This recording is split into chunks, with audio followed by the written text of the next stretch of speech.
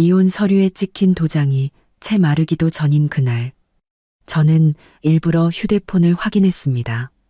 오전 10시 정각, 1분도 빠르지도 늦지도 않은 시간이었습니다.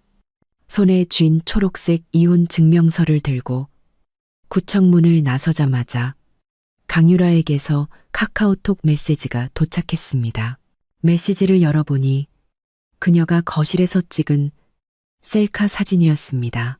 사진 속 그녀는 놀랍게도 제가 이탈리아 디자이너에게 맞춤 제작했던 별빛 같은 푸른 드레스를 입고 있었습니다. 그 드레스는 제 20살 생일 선물로 어머니께서 밀라노에서 특별히 공수해 오신 것이었습니다. 수공비만 2억 원, 드레스 전체 가격은 8억 원에 달했죠. 저는 그 드레스를 보물처럼 아껴 결혼식 날 단 한 번 입었을 뿐, 그 후로는 먼지 방지 커버에 넣어 옷장 가장 윗칸에 고이 보관해 두었습니다. 사진 밑에는 이런 글이 적혀 있었습니다. 새언니, 이젠 서지원 씨라고 불러야겠네요. 이 옷 정말 예쁘네요. 저한테 남겨주셔서 감사해요. 저는 화면을 응시하며 웃었습니다.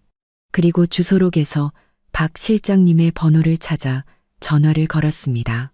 박 실장님, 지금 바로 강남 저희 집으로 사람들을 좀 보내주세요. 전화기 너머로 제가 말했습니다. 제가 시집 갈 때 가져갔던 골동품들 전부 다시 가져와야겠어요. 30명 정도 상자랑 포장용천 충분히 챙겨서요. 지금 바로 출발하세요. 박 실장님은 어머니의 가장 유능한 비서로 저희 집안에서 수십 년간 일해오셨기에 길게 설명할 필요가 없었습니다. 알겠습니다. 아가씨, 30분 안에 도착하겠습니다. 전화를 끊자 강태준의 차가 제 앞에 멈춰 섰습니다. 그는 차창을 내리고 잔뜩 찌푸린 얼굴로 말했습니다. 지원아, 우리 얘기 좀 해. 할 얘기 없어. 저는 차문을 열고 조수석에 올라타며 이혼 증명서를 던졌습니다. 서명할 때 이미 다 끝난 얘기 아니었어? 유라가 당신 옷 입은 건 내가 대신 사과할게. 그의 목소리는 뻣뻣했습니다. 하지만 그렇게까지 예민하게 굴 필요는 없잖아. 그냥 옷 한 벌일 뿐인데 옷 한 벌일 뿐이라고? 저는 그를 쳐다보며 말했습니다. 그건 8억짜리 맞춤 드레스야. 길거리에서 파는 몇만 원짜리 티셔츠가 아니라고.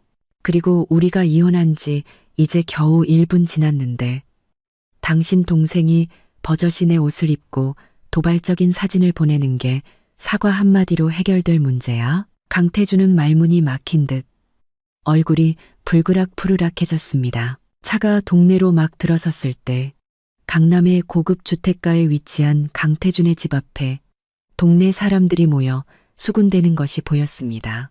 강유라는 놀랍게도 그 별빛 푸른 드레스를 입은 채 마당에 서서 휴대폰을 들고 라이브 방송을 하고 있었습니다. 김영희 여사님은 그 옆에 서서 얼굴 가득 주름을 잡으며 웃고 있었습니다. 여러분, 보이시죠? 이게 바로 제 전 새언니 옷이에요. 엄청 비싸다고 자랑하더니 이제 제 것이 됐네요. 강유라는 카메라를 향해 허리를 비틀었습니다. 어떤 사람들은 복만 차지하고 알을 낳지 못하죠. 시집 온 지 2년이 지나도 아이 하나 못 낳으니 쫓겨나는 게 당연하죠. 김영희 여사님은 옆에서 거들었습니다. 그럼 우리 강씨 집안은 알 못 낳는 암탉은 필요 없어. 이제 우리 태준이는 곧 백씨 집안 아가씨랑 결혼할 거야.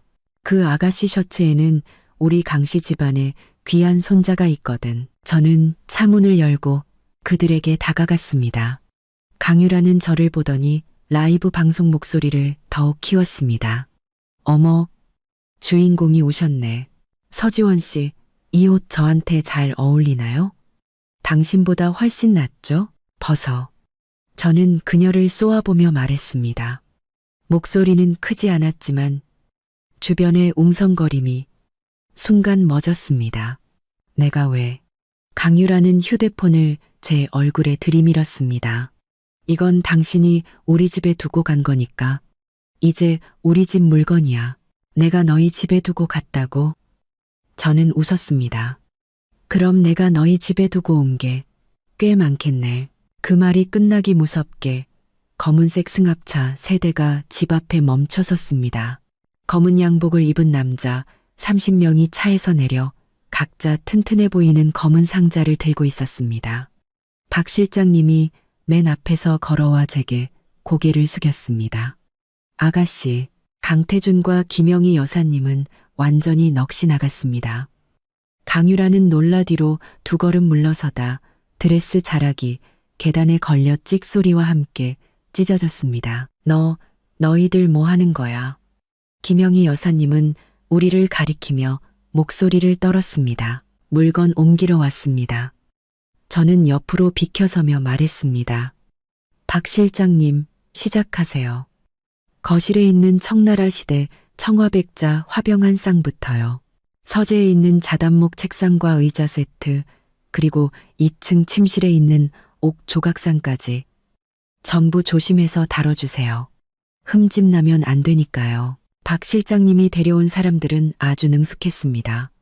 장갑을 끼고 부드러운 천으로 제가 시집 올 때 가져온 그 청화백자 한 쌍을 조심스럽게 포장하기 시작했습니다. 그 화병 한 쌍은 어머니께서 경매에서 전문가를 통해 낙찰받으신 것으로 보험료만 1년에 수억 원에 달했습니다. 시아버지인 강동욱 씨가 찻잔을 든 채 집안에서 뛰쳐나왔습니다. 서지원, 너 미쳤어. 그 물건들이 내 혼수품인 건 맞지만 이제 우리 강씨 집안 재산이야. 결혼법 몇 조 몇 항의 며느리가 가져온 혼전 재산이 시댁 재산이 된다고 나와 있죠. 저는 휴대폰을 꺼내 녹음 버튼을 눌렀습니다. 시아버님, 방금 하신 말씀 다시 한번 해주시겠어요? 증거로 법원에 제출하게요. 그의 얼굴이 하얗게 질리며 찻잔을 든 손이 부들부들 떨렸습니다. 강태준이 막아서려 달려들었습니다. 지원아, 그만해. 이 물건들 다 옮기면 우리 집 꼴이 뭐가 되겠어. 꼴이 뭐가 되냐고? 저는 강유라가 입고 있는 드레스를 가리켰습니다. 당신 동생이 내 옷을 입고 라이브 방송으로 날 모욕하고 당신 어머니가 옆에서 맞장구 칠 때는 우리 집 꼴이 괜찮았고 그때 박 실장님의 사람들이 이미 서재에 있던 자단목 책상과 의자 세트를 분해하고 있었습니다. 김영희 여사님이 달려들어 뺏으려 했지만 2명의 경호원에게 막혔습니다. 부인, 저희 업무를 방해하지 마십시오. 그건 우리 집 책상이야. 그녀는 바닥에 주저앉아 발버둥 쳤습니다. 서지원, 이 나쁜 년. 우리 집을 다 거덜낼 셈이냐. 걱정 마세요. 당신들 집 물건은 하나도 안 가져가니까요. 저는 옮겨지는 상자들을 보며 차분하게 말했습니다. 이것들은 전부 저 서지원의 혼전 재산입니다. 다 합쳐서 대략 500억 원 정도 되겠네요. 여기 계신 이웃분들께서 증인이 되어 주십시오. 주변이 웅하는 소리와 함께 술렁이기 시작했습니다. 이웃들의 눈이 동그래졌습니다. 그들은 제가 평범한 집안의 딸이라고만 알고 있었습니다. 강씨 집안은 제가 배경 없는 며느리라 다루기 쉽다고 떠벌리고 다녔으니까요. 강유라의 라이브 방송은 이미 끊겼습니다. 그녀는 멍하니 서 있었고 찢어진 드레스 자락이 바람에 펄럭이는 모습이 꼭 광대 같았습니다. 마지막 상자가 차에 실렸을 때 강태준이 갑자기 제 손목을 잡았습니다. 그의 눈빛에는 당혹감이 서려 있었습니다. 지원아, 너 대체 누구야? 저는 그의 손을 뿌리치고 아무 말도 하지 않았습니다. 박 실장님이 승합차 문을 열어주었고 30대의 차가 위풍당당하게 동네를 빠져나갔습니다. 넋이 나간 강씨 가족과 눈이 휘둥그레진 이웃들만이 그 자리에 남았습니다. 차창 밖으로 나무들이 빠르게 스쳐 지나갔습니다. 저는 휴대폰을 꺼내 어머니께 전화를 걸었습니다. 엄마, 다 처리했어요. 어머니의 배경은 시끄러웠습니다. 이사회 중이신 것 같았습니다. 골동품들 다 옮겼어요. 제가 말했습니다. 잘했다. 어머니가 웃으셨습니다. 저녁에 집에 와서 밥 먹어라. 주방에 네가 제일 좋아하는 불도장 만들라고 시켜놨다. 전화를 끊고 저는 의자에 기대 창밖 하늘을 바라보았습니다. 2년간의 결혼 생활이 한바탕 허무한 꿈처럼 느껴졌습니다. 이제 꿈에서 깼으니 제게 속한 모든 것을 되찾고 제대로 된 삶을 살아야 했습니다. 강씨 집안, 그 사람들은 이제 곧 시작될 진짜 쇼를 기대해도 좋을 겁니다. 차가 동네를 빠져나올 때 저는 백미러로 강씨 집안의 저택을 흘끗 보았습니다. 강유라는 여전히 마당에 서 있었고 찢어진 드레스가 바람에 펄럭이는 것이 꼭 찢어진 깃발 같았습니다. 김영희 여사님은 바닥에 주저앉아 있었고 강동욱 씨가 들고 있던 찻잔은 이미 산산조각이 나 있었습니다. 강태주는 마치 영혼이 빠져나간 석상처럼 그 자리에 서 있었습니다. 이웃들의 웅성거리는 소리가 차창 너머로 벌떼처럼 들려왔습니다. 저는 30분도 채 안 되어 강씨 집안이 숨겨진 재벌 며느리를 들였다는 소문이 온 동네에 퍼질이라는 것을 알았습니다. 박 실장님이 조수석에 앉아 뒤를 돌아보며 제게 따뜻한 물 한 잔을 건넸습니다. 아가씨, 골동품들은 모두 확인했습니다. 하나도 빠짐없습니다. 이미 본가 창고로 옮기도록 지시했고 보안 조치도 강화했습니다. 고생하셨어요, 박 실장님. 저는 찻잔을 받았습니다. 찻잔의 차가운 감촉이 손바닥에 닿자 답답했던 마음이 조금 풀리는 것 같았습니다. 저한테 뭘 그런 말씀을요. 박 실장님이 웃었습니다. 회장님께서 방금 또 전화하셔서 너무 늦지 말라고 전해달라고 하셨습니다. 저녁 회의를 앞당겨 끝내고 집에서 아가씨를 기다리고 계신답니다. 차가 막 도로에 들어섰을 때 휴대폰이 울렸습니다. 모르는 번호였습니다. 전화를 받자 김영희 여사님의 날카로운 울음소리가 들려왔습니다. 서지원, 2,000벌 받을 년. 우리 물건 내놔. 그건 우리 강씨 집안 물건이야. 김영희 여사님. 저는 휴대폰을 쥔 채 돌처럼 차가운 목소리로 말했습니다. 첫째, 그 골동품들은 저희 서씨 집안의 혼수품이고 공증사무소 서류도 있습니다.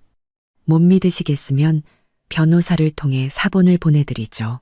둘째, 다시 한번 욕하시면 방금 여사님께서 소란 피우시는 동영상을 아파트 입주민 단체 채팅방에 올리겠습니다. 강씨 집안 사모님의 대단한 위세를 모두가 보도록 말이죠. 전화기 넘어가 순간 조용해졌습니다. 몇 초 후 강동욱 씨의 목소리로 바뀌었습니다. 허세 가득한 목소리였습니다. 서지원, 사람 사이에 정이라는 게 있는 법이다. 이렇게까지 매정하게 굴다니. 매정하다고? 제가 웃었습니다. 당신들이 강태준 씨에게 다른 여자를 붙여주고 저를 빈손으로 내쫓으려 했을 때는 정을 생각하셨나요? 강동욱 씨, 제가 분명히 말씀드리죠. 이건 시작에 불과해요. 저는 전화를 끊고 그 번호를 바로 차단했습니다. 2분도 채 지나지 않아 강태준에게서 전화가 걸려왔습니다. 화면에 깜빡이는 그의 이름을 보며 저는 잠시 망설이다 전화를 받았습니다. 지원아, 대체 뭘 어쩌자는 거야? 그의 목소리에는 분노와 함께 숨길 수 없는 당혹감이 묻어 있었습니다. 그 골동품들이 우리 집에 중요한 건 아니지만 이렇게 동네 사람들 앞에서 망신을 주면 내가 뭐가 돼? 망신? 제가 되물었습니다. 강태준 씨, 당신 동생이 8억짜리 내 드레스를 입고 라이브 방송에서 나를 알못났는 암탉이라고 조롱할 때 제가 망신당할 거란 생각은 안 해봤어요? 그건 유라가 철이 없어서 그런 거고 내가 이미 혼냈어. 혼냈다고?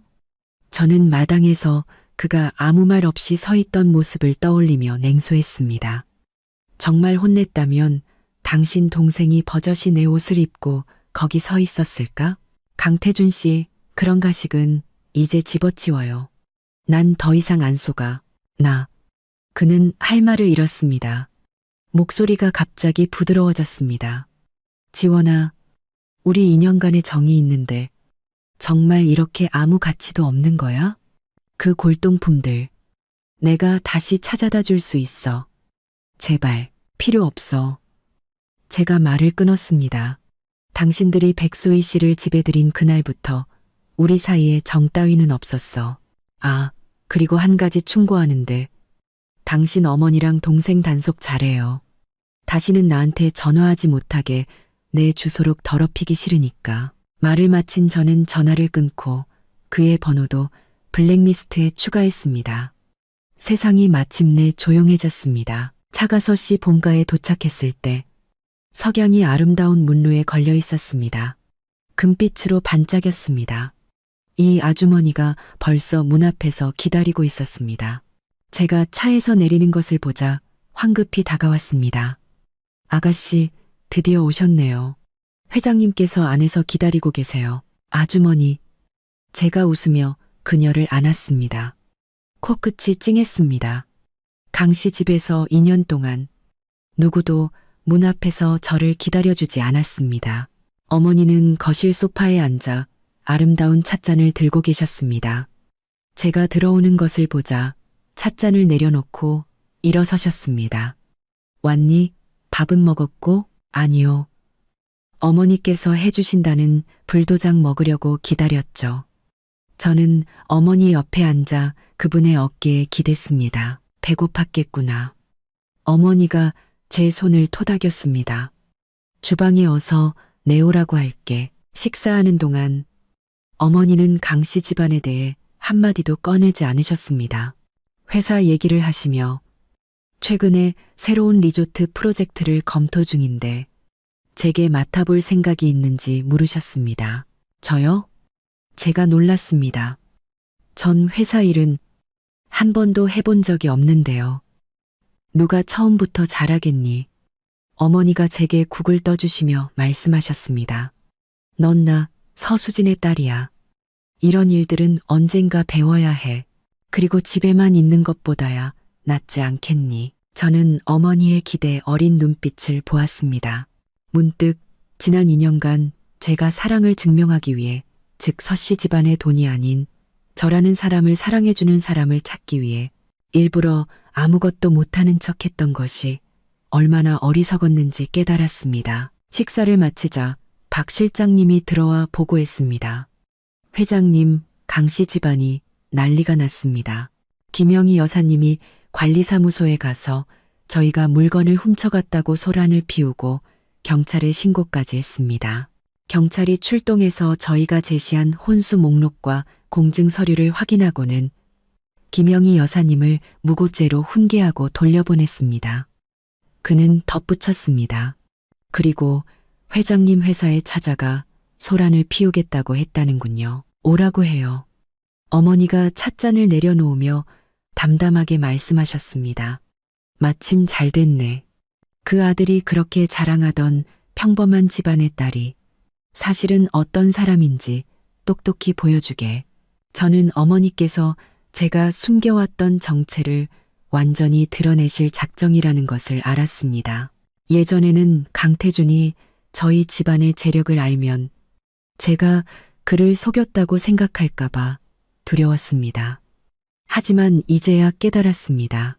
진정으로 당신을 사랑하는 사람은 당신이 얼마나 많은 돈을 가졌는지 신경 쓰지 않습니다. 오직 당신이 잘 지내는지에만 신경 쓸 뿐입니다. 밤에 침대에 누워 익숙한 천장에 크리스탈 샹들리에를 바라보며 저는 문득 모든 것을 깨달았습니다. 사랑받고 있음을 증명하기 위해 감수했던 그 모든 굴욕은 마치 맞지 않는 신발을 신고 발에 물집이 잡히도록 걷는 것과 같았습니다.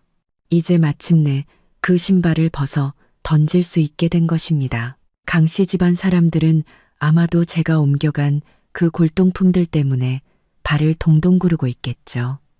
하지만 그건 더 이상 저와 상관없는 일이었습니다. 저는 이제 앞을 향해 나아가야 했습니다. 다음 날 아침 제가 채 일어나기도 전에 이 아주머니가 문을 두드리며 들어왔습니다. 손에는 태블릿 PC를 들고 있었습니다. 아가씨, 이것 좀 보세요. 화면에는 한 지역 커뮤니티 게시판에 글이 떠 있었습니다. 제목은 아주 자극적이었습니다. 충격 폭로, 모 IT 기업 CEO의 전처. 시댁에서 행패 부리며 고가의 골동품 강탈. 불임에 대한 앙심 품었나? 글에는 어제 강씨 집 마당에서 찍힌 사진 몇 장이 첨부되어 있었습니다. 각도는 아주 교묘하게 저를 마치 난폭한 여자처럼 보이게 찍었고 찢어진 드레스를 입고 서 있는 강유라는 천하에 둘도 없는 피해자처럼 보였습니다. 글쓴이는 제가 불임 때문에 이혼당한 것에 앙심을 품고 사람들을 동원해 시댁의 가보를 강탈했다고 주장했습니다. 또한 강태준은 책임감 있는 좋은 남자이며 임신한 백소희 씨를 지키기 위해 고통스럽게 이혼을 선택했다고 썼습니다. 글 밑에는 이미 댓글이 수백 개나 달려 있었습니다. 저를 악독하다고 욕하는 사람도 있었고 사건이 그렇게 간단하지 않을 것이라고 말하는 사람도 있었습니다. 이건 분명 김영희 여사 짓이네요. 저는 태블릿을 옆으로 던지며 기가 막혀 웃었습니다. 자기 얼굴에 금칠하는 솜씨는 여전하네. 이 글 삭제하도록 할까요? 이 아주머니가 물었습니다. 아니요, 제가 자리에서 일어났습니다. 며칠 더 떠들게 놔두세요. 제가 준비가 되면 한 방에 그 얼굴을 되갚아 줄 테니까요. 세수를 마치자 박 실장님이 도착했습니다. 손에는 서류 봉투를 들고 있었습니다. 아가씨, 요청하신 자료입니다. 봉투 안에는 백소희 씨의 신상 정보와 그녀가 여러 남자와 호텔을 드나드는 사진 몇 장이 들어 있었습니다. 저는 그중 가장 선명한 사진을 골라 박 실장님께 건넸습니다.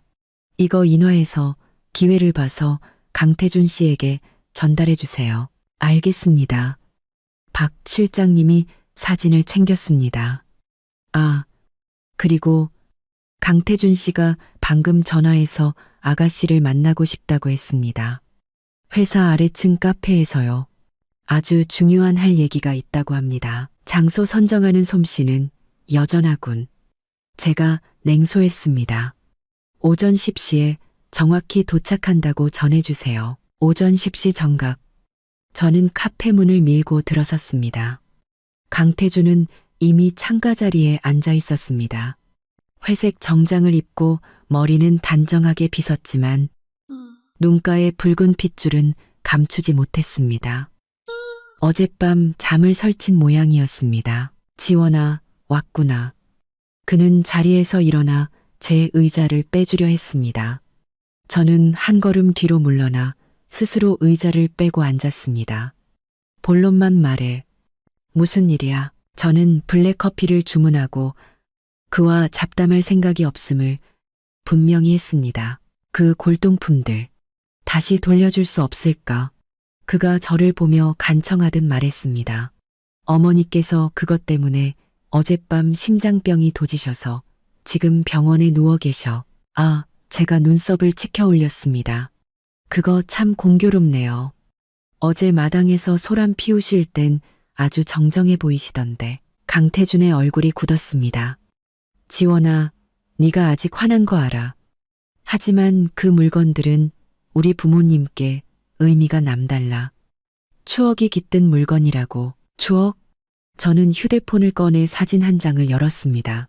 그 청화백자 화병의 감정서였습니다. 이 화병 한 쌍, 우리 어머니께서 30억에 낙찰받으신 거야. 이게 당신 집안의 추억이라고? 강태준 씨, 양심에 손을 얹고 말해봐. 당신 집에 이런 수준의 가보가 있었던 적이 있었어? 그의 얼굴이 하얗게 질리며 감정서에 적힌 숫자를 멍하니 바라보았습니다. 입술을 달싹였지만 아무 말도 하지 못했습니다. 당신이 나를 부른 건 골동품 때문이 아니겠지. 저는 컵 속에 커피를 저으며 말했습니다. 회사 일 때문이겠지? 그가 깜짝 놀라 고개를 들었습니다. 눈에는 놀라움이 서려 있었습니다. 어떻게 알았어? 추측했지. 제가 웃었습니다. 당신 회사 최근에 투자 유치에 실패했다며 공급업체에 진 빚도 꽤 많다고 들었는데 대략 50억 정도 되나? 이 모든 것은 박 실장님이 조사한 것이었습니다. 그의 회사는 자금줄이 이미 끊겼고 제가 예전에 몰래 투자해준 돈으로 겨우 버티고 있었습니다. 이제 제가 자금을 끊었으니 그는 분명 버티지 못할 것입니다. 강태준의 얼굴이 더욱 굳어졌습니다. 지원아, 네가 방법이 있다는 거 알아. 제발 나 한 번만 더 도와줘. 딱 한 번만. 회사가 정상화되면 돈은 바로 갚을게. 그 골동품들도 내가 왜 당신을 도와야 하지? 제가 말을 끊었습니다. 당신이 어려움을 극복하도록 돕고 당신과 백소희 씨가 결혼하는 걸 지켜보라고? 내 돈으로 당신들 아이를 키우라고? 강태준 씨, 내가 그렇게 바보 같아 보여? 아니야. 백소희와는 네가 생각하는 그런 사이가 아니야. 그가 황급히 해명했습니다. 나는 그냥 잠시 그녀의 도움이 필요했을 뿐이야. 도움? 무슨 도움? 아이 낳아줄 도움. 당신 그 망해가는 회사 물려받을 아이? 저는 백소희와 다른 남자의 사진을 그의 앞에 놓았습니다. 아니면 나를 속이는 데 필요한 도움? 강태준의 눈이 동그래지며 사진을 집어든 손이 부들부들 떨렸습니다. 이건 언제적 사진이야? 어디서 구했어? 어디서 구했는지는 신경 쓸 필요 없어. 제가 말했습니다. 당신이 알아야 할 건 당신이 그렇게 애지중지하는 백소희 씨. 뱃속의 아이가 당신 아이가 아닐 수도 있다는 사실이야. 그의 얼굴이 파랗게 질리며 사진을 구겨 쥔 손이 심하게 떨렸습니다. 옆 테이블 사람들이 우리를 쳐다보기 시작했습니다. 그러니까 당신이 나를 부른 건 회사빚 메꿔달라고 하려고? 저는 커피를 한 모금 마셨습니다. 그리고 나는 내 돈으로 남의 아내와 아이를 부양해야 하고? 아니야, 난 그런 생각 안 했어. 강태준이 벌떡 일어섰습니다. 목소리가 너무 커서 옆 테이블 사람들이 깜짝 놀랐습니다. 앉아. 제가 차갑게 말했습니다. 여기서 망신당하고 싶지 않으면. 그는 잠시 멈칫하더니 천천히 자리에 앉았습니다. 고개를 깊이 숙인 모습이 어깨가 축 처져 보였습니다. 강태준 씨, 우리 안지 3년, 결혼한 지 2년이야. 저는 그를 바라보며 문득 모든 게 허무하게 느껴졌습니다. 나는 당신이 책임감 있는 남자인 줄 알았어. 이제 보니 내가 사람 보는 눈이 없었네. 나 해명할 필요 없어. 제가 말을 끊었습니다. 당신 회사나 당신의 백소희 씨나 이제 나랑은 아무 상관없어. 그리고 그 골동품들은 꿈도 꾸지 마. 마지막으로 인터넷에 올라온 그 글, 당신 어머니더러 당장 내리라고 해. 그렇지 않으면 내일 더 재미있는 것들이 올라갈 거라는 보장은 못하니까. 말을 마친 저는 가방을 들고 일어섰습니다. 그가 갑자기 제 손목을 잡았습니다. 눈빛에는 광기가 서려 있었습니다. 지원아, 너 처음부터 내 회사가 망할 줄 알고 있었지? 일부러 그런 거지? 처음부터 날 속인 거였어. 속였다고? 저는 그의 손을 뿌리치며 기가 막혀 웃었습니다. 내가 당신을 뭘 속였는데? 내가 돈 없는 척한 거? 아니면 내가 당신을 사랑한 거? 강태준 씨, 탐욕스러운 건 바로 당신이야. 돈도 주고 아이도 낳아줄 여자를 찾으려 했잖아. 이제 닭 쫓던 게 지붕 쳐다보는 꼴이 됐는데 누굴 탓해? 저는 돌아서서 다시는 뒤돌아보지 않았습니다. 카페 안은 따뜻했지만 제 마음은 상쾌했습니다. 문가에 이르렀을 때 뒤에서 그가 외치는 소리가 들렸습니다. 서지원, 너 대체 누구야? 내 집안, 대체 뭐 하는 곳이야? 저는 걸음을 멈추고 뒤돌아보며 그에게 웃어 보였습니다. 아무 말도 하지 않았습니다. 어떤 답은 그가 스스로 천천히 추측하게 두는 것이 더 재미있으니까요. 집에 돌아오니 어머니께서 마당에서 꽃에 물을 주고 계셨습니다. 제가 돌아온 것을 보자 웃으며 물으셨습니다. 얘기는 끝났니? 네, 저는 다가가 물뿌리개를 잡는 것을 도왔습니다. 회사빚 갚아달라고 하더군요. 그리고 김영희 여사님이 심장병이 도졌다고요. 아이고, 어머니가 물뿌리개를 내려놓고 손을 닦았습니다. 그럼 위문이라도 가야겠네. 마침 오후에 병원에 아는 분 뵈러 갈 일이 있는데 겸사겸사 들러봐야지. 저는 어머니께서 직접 나서실 것이라는 것을 알았습니다.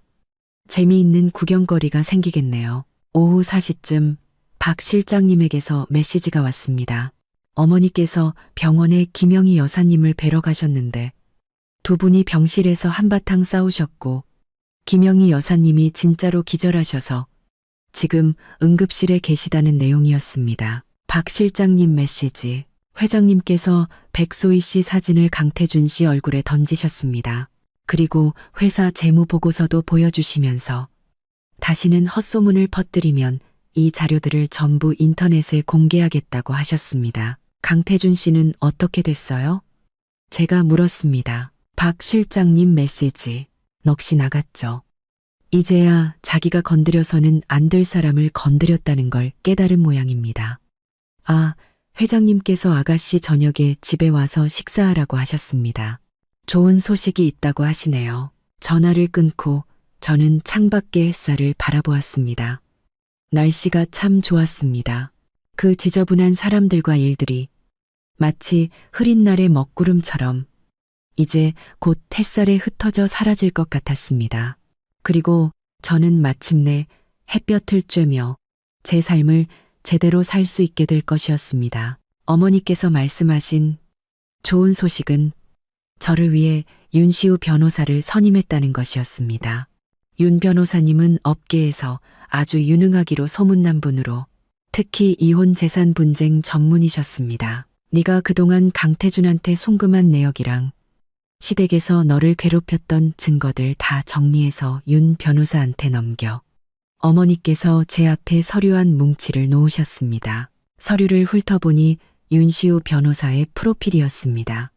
하버드 로스쿨 졸업, 승소율 100%. 사진 속 남자는 검은 정장을 입고 있었는데 눈매가 날카로워 만만치 않은 인상이었습니다. 내일 오전 10시에 그분 사무실에서 만나기로 했어. 어머니께서 제 손을 토닥이며 말씀하셨습니다. 걱정 마. 윤 변호사가 있으니 강씨 집안 사람들이 더는 널 괴롭히지 못할 거야. 다음 날 제가 변호사 사무실에 도착했을 때 윤시우 씨는 회의 중이었습니다. 그의 비서가 제게 차를 내어주며 윤 변호사님께서 오시면 바로 사무실에서 기다리라고 하셨습니다. 라고 상냥하게 말했습니다. 사무실은 아주 넓었고 통유리창 밖으로 강남의 화려한 스카이라인이 한눈에 들어왔습니다. 제가 창밖을 멍하니 바라보고 있을 때 윤시우 씨가 문을 열고 들어왔습니다. 그의 몸에서는 아직 회의실의 차가운 공기가 느껴졌습니다. 서지원 씨, 오래 기다리셨습니다. 그가 손을 내밀었습니다. 손바닥은 건조하고 따뜻했습니다. 윤 변호사님. 저도 그와 악수하며 준비해온 서류를 건넸습니다. 그는 서류를 아주 꼼꼼히 검토했습니다. 미간을 살짝 찌푸린 채 손가락으로 서류를 가볍게 두드렸습니다. 햇살이 그의 옆 얼굴에 비쳐 속눈썹 그림자가 콧날에 드리워졌습니다. 변호사라기보다는 학자 같은 모습이었습니다. 이 증거들이면 충분합니다. 그가 서류를 덮으며 말했습니다. 강태준 씨의 혼외정사, 그의 어머니의 악의적인 명예훼손, 그리고 당신이 회사에 송금한 기록들 모두 소송의 근거가 될 수 있습니다. 돈을 돌려받는 것은 물론 그들에게 공개 사과까지 받아낼 수 있습니다. 저는 일을 크게 벌이고 싶지 않아요. 제가 말했습니다. 그들이 더는 저를 괴롭히지 않고 빚진 돈만 갚아준다면 그걸로 됐어요. 서지원 씨, 때로는 양보가 평화를 가져다 주지 않습니다. 윤시우 씨가 저를 바라보며 말했습니다. 그들은 이미 당신의 인내심을 시험했습니다. 이번에 확실히 해결하지 않으면 앞으로 더욱 심해질 겁니다. 그의 말에 저는 강유라가 제 드레스를 입었던 일, 김영희 여사님이 병원에서 소란을 피웠던 일이 떠올랐습니다. 망설임이 사라졌습니다. 그럼 윤 변호사님께 맡기겠습니다. 변호사 사무실에서 나와 차에 타자마자 이 아주머니에게서 전화가 왔습니다. 집에 손님이 찾아왔는데 저를 꼭 만나야 한다고 한다는 것이었습니다. 강 씨 집안 사람이에요? 제가 물었습니다. 아니요. 젊은 여자인데 백소희라고 임신했다고 하네요. 아가씨 친구라고 하던데요. 저는 기가 막혀 웃었습니다. 기다리라고 하세요. 금방 가겠습니다. 백소희는 서씨 집안 거실 소파에 앉아 루이비통 가방을 꼭 쥔 채 눈은 사방을 두리번거리고 있었습니다. 마치 쥐새끼 같았습니다. 제가 들어오는 것을 보자 그녀는 배를 한껏 내밀고 일어섰습니다. 서지원 씨, 그녀가 가식적으로 웃었습니다. 갑자기 찾아와서 죄송해요. 저는 당신이 누군지 알아요. 제가 말을 끊고 그녀의 맞은편에 앉았습니다. 본론만 말해요. 무슨 일이죠? 저는 태준 씨 일 때문에 왔어요. 그녀가 배를 쓰다듬으며 말했습니다. 당신이 아직 그를 사랑하는 거 알아요. 하지만 우리에겐 이제 아이가 있어요. 우리를 그냥 내버려둬 주세요. 내버려둬 달라고? 저는 찻잔을 들었습니다. 강태준 씨가 우리 이미 이혼했다고 말 안 하던가요? 알아요. 그녀가 몸을 앞으로 숙였습니다. 하지만 당신이 골동품도 다 가져가고 회사 자금도 막았잖아요. 그건 아직 그에게 미련이 있다는 뜻 아닌가요? 서지원 씨, 사람은 너무 욕심부리면 안 돼요. 태준 씨가 지금 사랑하는 사람은 저예요. 당신이 그 물건들을 붙잡고 있어도 그의 마음은 돌릴 수 없어요. 할 말 다 했어요? 제가 찻잔을 내려놓았습니다. 다 했으면 이제 가봐요. 아직 안 끝났어요. 그녀가 목소리를 높였습니다. 당신 집이 부자인 거 알아요. 하지만 돈으로 감정을 살 수는 없어요. 태준 씨가 말했어요. 회사가 정상화되면 저와 결혼할 거라고. 그때가 되면 제가 강씨 집안 사모님이고 당신은 아무것도 아니게 되겠죠. 아, 저는 그녀의 배를 보며 말했습니다. 그 아이, 정말 강태준 씨 아이 맞아요? 그녀의 얼굴이 순간 붉어지며 손으로 배를 무의식적으로 감쌌습니다. 당연하죠. 그럼 누구 아이겠어요? 제가 듣기로는 지난달에 다른 남자랑 호텔에 가셨다던데. 저는 휴대폰을 꺼내 박 실장님이 새로 보내온 사진을 열었습니다. 이 사진 맞죠? 사진 속 백소희는 낯선 남자의 팔짱을 끼고 활짝 웃고 있었습니다. 배는 납작해서 전혀 임신한 것처럼 보이지 않았습니다. 그녀의 얼굴이 새하얗게 질렸습니다. 휴대폰이 손에서 떨어졌습니다. 너 날 미행했어? 그럴 시간 없어요. 저는 휴대폰을 다시 넣었습니다. 그냥 보다 못한 누군가가 제게 사진을 보내줬을 뿐이에요. 백소희 씨, 당신 뱃속의 아이가 누구 아이인지는 당신이 제일 잘 알겠죠. 가짜 임신으로 결혼 사기나 치려하고 강태준 씨가 당신과 결혼할 거라고 생각해요? 그녀가 갑자기 벌떡 일어섰습니다. 배가 테이블에 부딪히며 쿵 소리를 냈습니다. 저는 그녀의 배가 한쪽으로 쑥 들어가는 것을 똑똑히 보았습니다. 헛소리 마. 그녀가 배를 감싸고 뒤로 물러섰습니다. 나 지금 당장 태준 씨한테 갈 거야. 그가 직접 당신에게 말하게 할 거야. 잠깐. 제가 그녀를 불렀습니다. 가져온 물건은 챙겨가야죠. 그녀는 그제야 자기가 흥분해서 가방을 바닥에 떨어뜨렸다는 것을 깨달았습니다. 가방 안에 물건들이 쏟아져 나왔습니다. 화장품들 사이로 실리콘으로 만든 가짜 임신배가 보였습니다. 백소희의 얼굴에서 핏기가 완전히 가셨습니다. 그녀는 가짜배를 집어들고 가방도 잊은 채 밖으로 뛰쳐나갔습니다. 이 아주머니가 들어와 바닥을 정리하며 웃음을 참지 못했습니다. 세상에 임신도 가짜로 하다니 별일이 다 있네요. 저는 바닥에 떨어진 루이비통 가방을 보며 문득 모든 게 허무하게 느껴졌습니다. 돈 때문에 소위 말하는 재벌가에 들어가기 위해 이런 짓까지 하다니 참으로 비참한 일이었습니다. 가방을 막 정리했을 때 박 실장님이 도착했습니다. 손에는 서류 봉투를 들고 있었습니다. 아가씨, 윤 변호사님께서 보내신 겁니다. 새로운 증거라고 하십니다. 봉투 안에는 병원 진단서 몇 장이 들어 있었습니다. 백소희의 이름으로 발급된 미임신 진단서였습니다. 날짜는 바로 어제였습니다. 그리고 발급된 저는 진단서를 박 실장님께 건넸습니다. 이거 강태준 씨에게 갖다 주세요. 그리고 그의 백소희 씨가 도망갔다고, 가방은 여기 두고 갔다고 전해주세요. 강태준이 진단서를 받았을 때 그는 이사회 중이었다고 합니다. 그는 그 자리에서 테이블을 뒤엎고 백소희의 사진을 가리키며 30분 동안 욕설을 퍼부었다고 합니다. 결국 경호원들에게 끌려나가 겨우 진정되었다고 합니다. 이 소식은 윤시우 씨가 전해준 것이었습니다.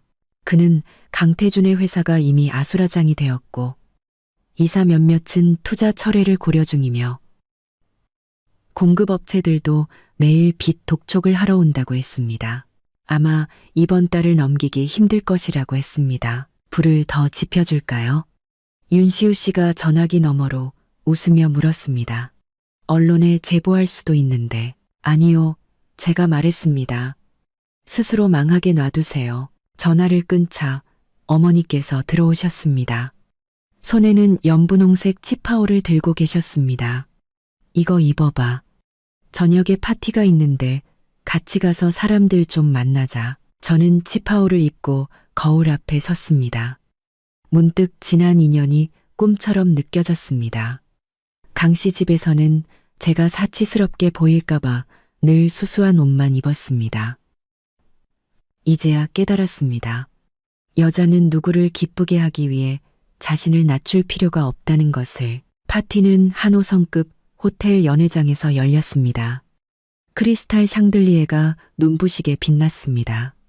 어머니는 제 손을 잡고 여러 VIP들과 인사를 나누셨습니다. 그들은 놀라움과 감탄이 섞인 눈으로 저를 바라보았습니다. 누구도 강씨 집안 사람들처럼 제 배를 쳐다보며 이러쿵저러쿵 하지 않았습니다. 저기 강태준 아니니? 어머니께서 갑자기 저를 툭 치셨습니다. 어머니의 시선을 따라가니 몸에 맞지 않는 정장을 입은 강태준이 대머리 중년 남자에게 술잔을 들고 아첨하고 있었습니다. 얼굴에는 가식적인 미소를 띤 채 아주 비굴해 보였습니다. 그도 저를 본 모양이었습니다. 눈이 순간 빛나더니 술잔을 들고 다가왔습니다. 지원아. 그가 제 손을 잡으려 했지만 제가 피했습니다. 너 한참 찾았잖아. 우리 얘기 좀 할 수 있을까? 할 얘기 없어. 제가 말했습니다. 내가 잘못했어, 지원아. 그의 목소리가 갑자기 낮아졌습니다. 간청하는 듯한 목소리였습니다. 백소희 그 사기꾼, 내가 이미 쫓아냈어. 제발 나한테 기회 한 번만 더 줘. 우리 다시 시작하자, 응? 네가 하자는 대로 다 할게. 다시 시작하자고? 제가 웃었습니다. 강태준 씨, 그게 가능할 거라고 생각해. 왜 안 돼? 그가 몸을 앞으로 숙였습니다.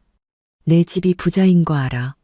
네가 내 회사만 살려준다면 내가 당신을 도와줄 거라고 생각해.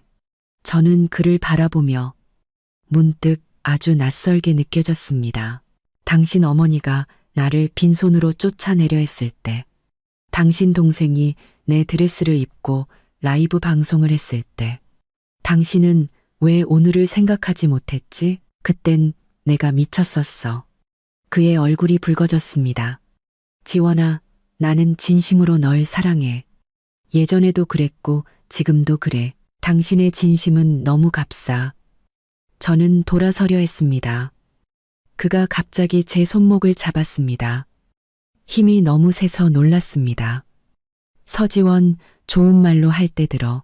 네가 부잣집 딸이라고 뭐 대단한 줄 알아. 내가 분명히 말하는데 나한테 뭘 갖고 있다는 거죠? 윤시우 씨가 어느새 옆에 서 있었습니다. 목소리는 얼음장처럼 차가웠습니다. 그녀의 혼외정사 증거라도 아니면 당신의 공금 횡령 증거라도. 강태준의 얼굴이 하얗게 질리며 손에 힘이 풀렸습니다. 윤시우 씨는 그 틈을 타 저를 자신의 등 뒤로 끌어당겼습니다. 눈빛은 날카롭게 그를 쏘아보았습니다. 강태준 씨, 저는 서지원 씨의 변호사 윤시우입니다. 다시 한번 그녀를 괴롭히면 당신의 그 증거들이 법정 증거가 되도록 해드리죠. 강태준의 입술이 달싹였지만 결국 아무 말도 하지 못하고 돌아서서 초라하게 사라졌습니다. 고마워요. 제가 윤시우 씨를 보며 말했습니다. 마음이 조금 불안했습니다. 방금 강태준의 모습은 궁지에 몰린 게 같았습니다. 무슨 짓을 할지 몰랐습니다. 당연히 할 일을 한 겁니다. 윤시우 씨가 웃었습니다. 여긴 너무 시끄러우니 테라스에 가서 바람이라도 쐴까요? 테라스의 바람은 조금 찼지만 머리를 맑게 해주었습니다. 멀리서 네온사인이 반짝이는 것이 마치 땅에 쏟아진 별들 같았습니다. 그를 많이 두려워하는군요. 윤시우 씨가 제게 샴페인 한 잔을 건네며 말했습니다. 두려운 게 아니에요. 제가 말했습니다. 역겨운 거죠. 내가 어떻게 저런 사람과 인연을 살았을까? 사람은 누구나 실수를 하죠. 윤시우 씨가 저를 바라보며 말했습니다. 중요한 건 제때 손절하는 겁니다. 그의 말에 어머니께서 하신 말씀이 떠올랐습니다. 여자는 제때 손절할 줄 알아야 한다. 가치 없는 사람에게 시간을 낭비하지 마라. 예전에는 사랑하는 사람의 모든 것을 포용해야 한다고 생각했습니다. 이제야 깨달았습니다. 진정한 사랑은 서로 존중하는 것이지 한쪽의 일방적인 희생이 아니라는 것을. 윤 변호사님, 고맙습니다. 제가 술잔을 들었습니다. 소송을 도와주신 것뿐만 아니라 해주신 말씀들 때문에요. 그럼 변호사 비용을 더 받아야겠네요. 그가 웃었습니다. 눈이 불빛 아래서 반짝였습니다. 그의 농담에 저도 웃음이 터졌습니다. 답답했던 마음이 순간 사라졌습니다. 파티가 거의 끝날 무렵 박 실장님이 황급히 달려와 제 귀에 속삭였습니다. 아가씨, 강씨 집안에 일이 생겼습니다. 무슨 일이에요? 강태준이 호텔방에서 백소희 씨를 붙잡고 두 사람이 싸우다가 백소희 씨가 계단에서 굴러떨어졌습니다. 지금 병원에서 응급수술 중인데 아이는 유산됐다고 합니다. 저는 잠시 멍해졌습니다. 마음이 복잡했습니다. 강태준은요, 경찰에 연행됐습니다. 상해 혐의라고 합니다. 박 실장님이 말했습니다. 김영희 여사님은 병원에서 통곡하다 쓰러지셨고 강동욱 씨는 어디 갔는지 보이지 않습니다. 강유라는 사방에 전화해서 돈을 빌리러 다니고 있답니다. 어머니께서 다가와 제 어깨를 토닥였습니다. 신경 쓰지 마. 너랑은 상관없는 일이야. 저는 고개를 끄덕이고 어머니를 따라 호텔을 나섰습니다. 밤바람을 쐬니 기분이 한결 가벼워졌습니다.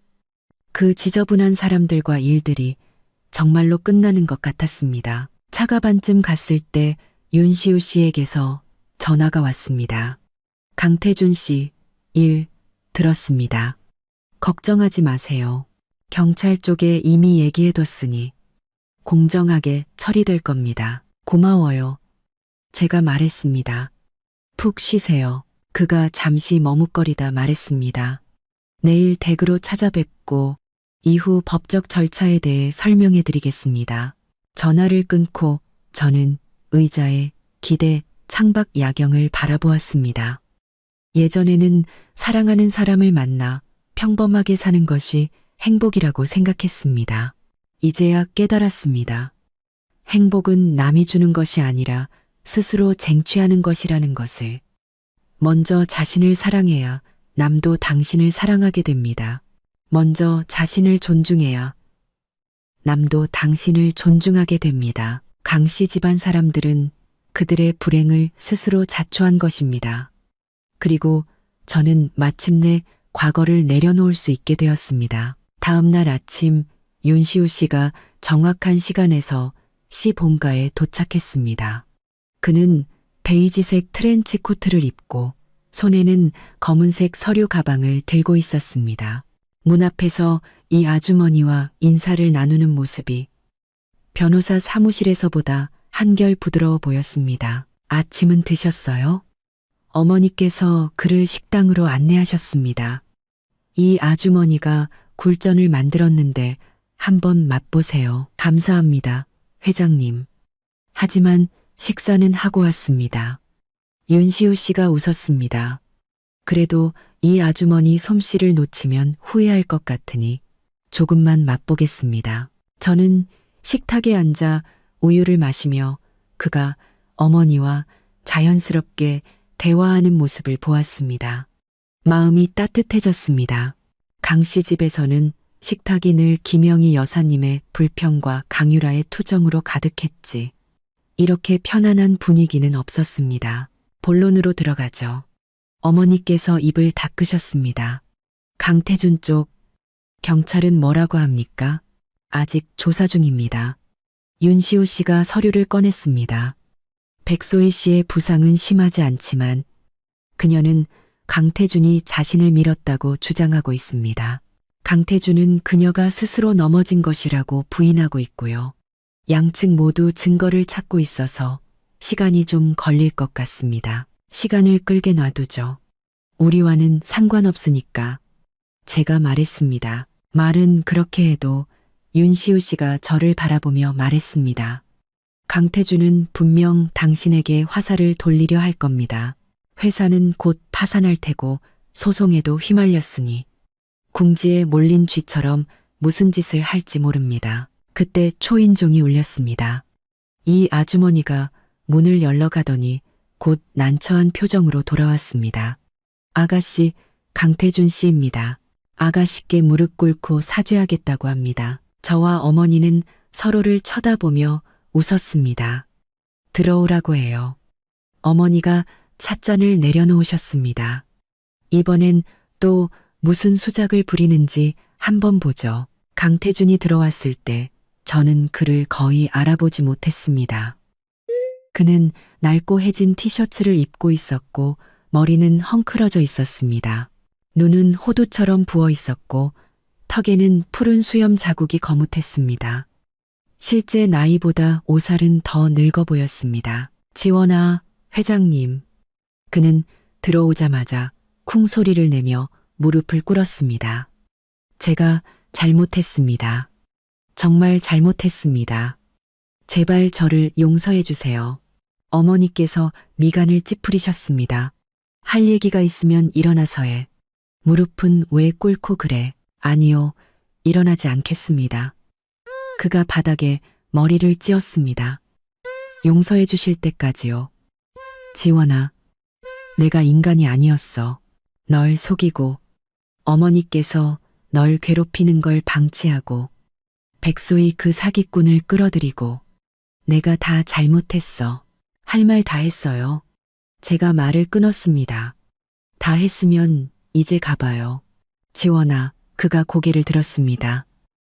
눈물과 콧물이 범벅이 된 얼굴이었습니다. 나는 진심으로 뉘우치고 있어. 지금 내 꼴을 봐.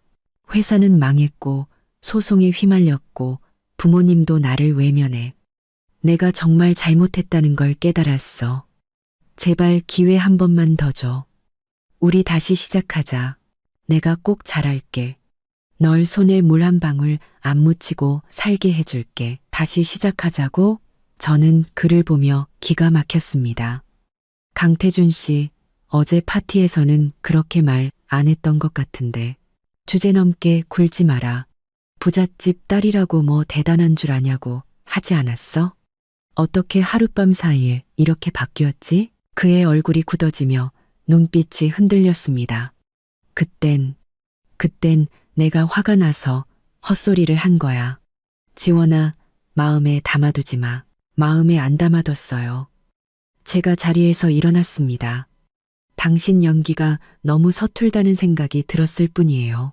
당신은 사과하러 온 게 아니라 빚 갚아주고 소송에서 빼달라고 하러 온 거잖아. 그가 깜짝 놀라 고개를 들었습니다.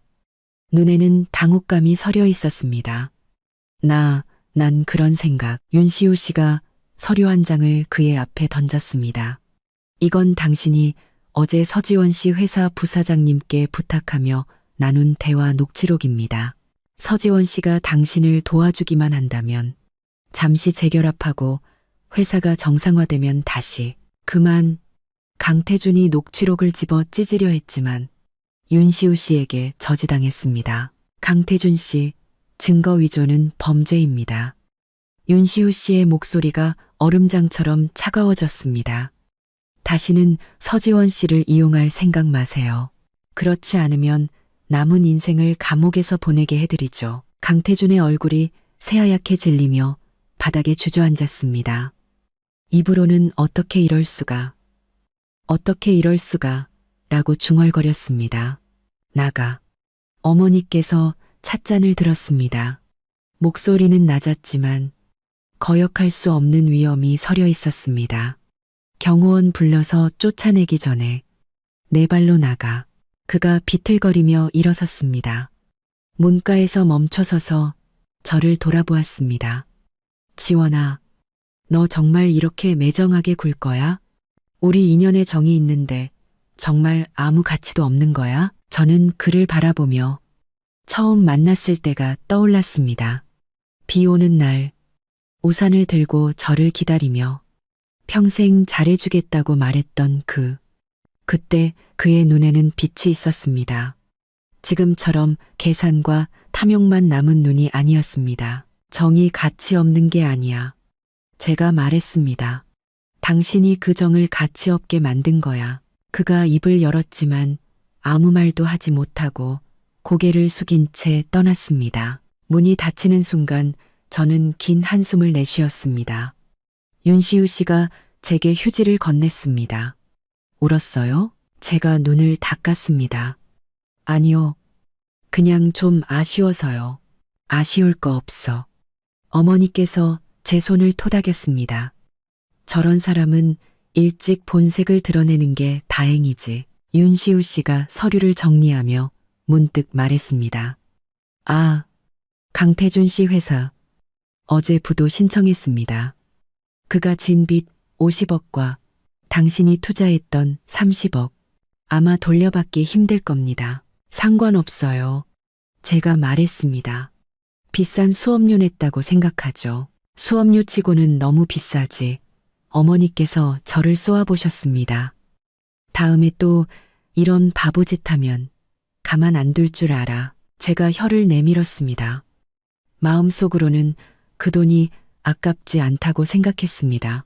적어도 그 돈 덕분에 진정한 사랑은 돈으로 살 수 없으며 희생으로 얻을 수도 없다는 것을 깨달았으니까요. 강태준의 회사가 파산했다는 소식은 날개 돋친 듯 상가 전체에 퍼져나갔습니다. 어떤 사람은 그가 백소희에게 속았다고 했고, 어떤 사람은 건드려서는 안 될 사람을 건드렸다고 했으며, 어떤 사람은 자업자득이라고 했습니다. 강 씨 집안의 상황은 더욱 악화되었습니다. 김영희 여사님은 병원에서 퇴원한 후 매일 집에 앉아 울기만 했고, 강동욱 씨는 매일 밖에서 술만 마셨습니다. 강유라는 일자리를 구하지 못해 결국 유흥업소에서 일하게 되었다고 합니다.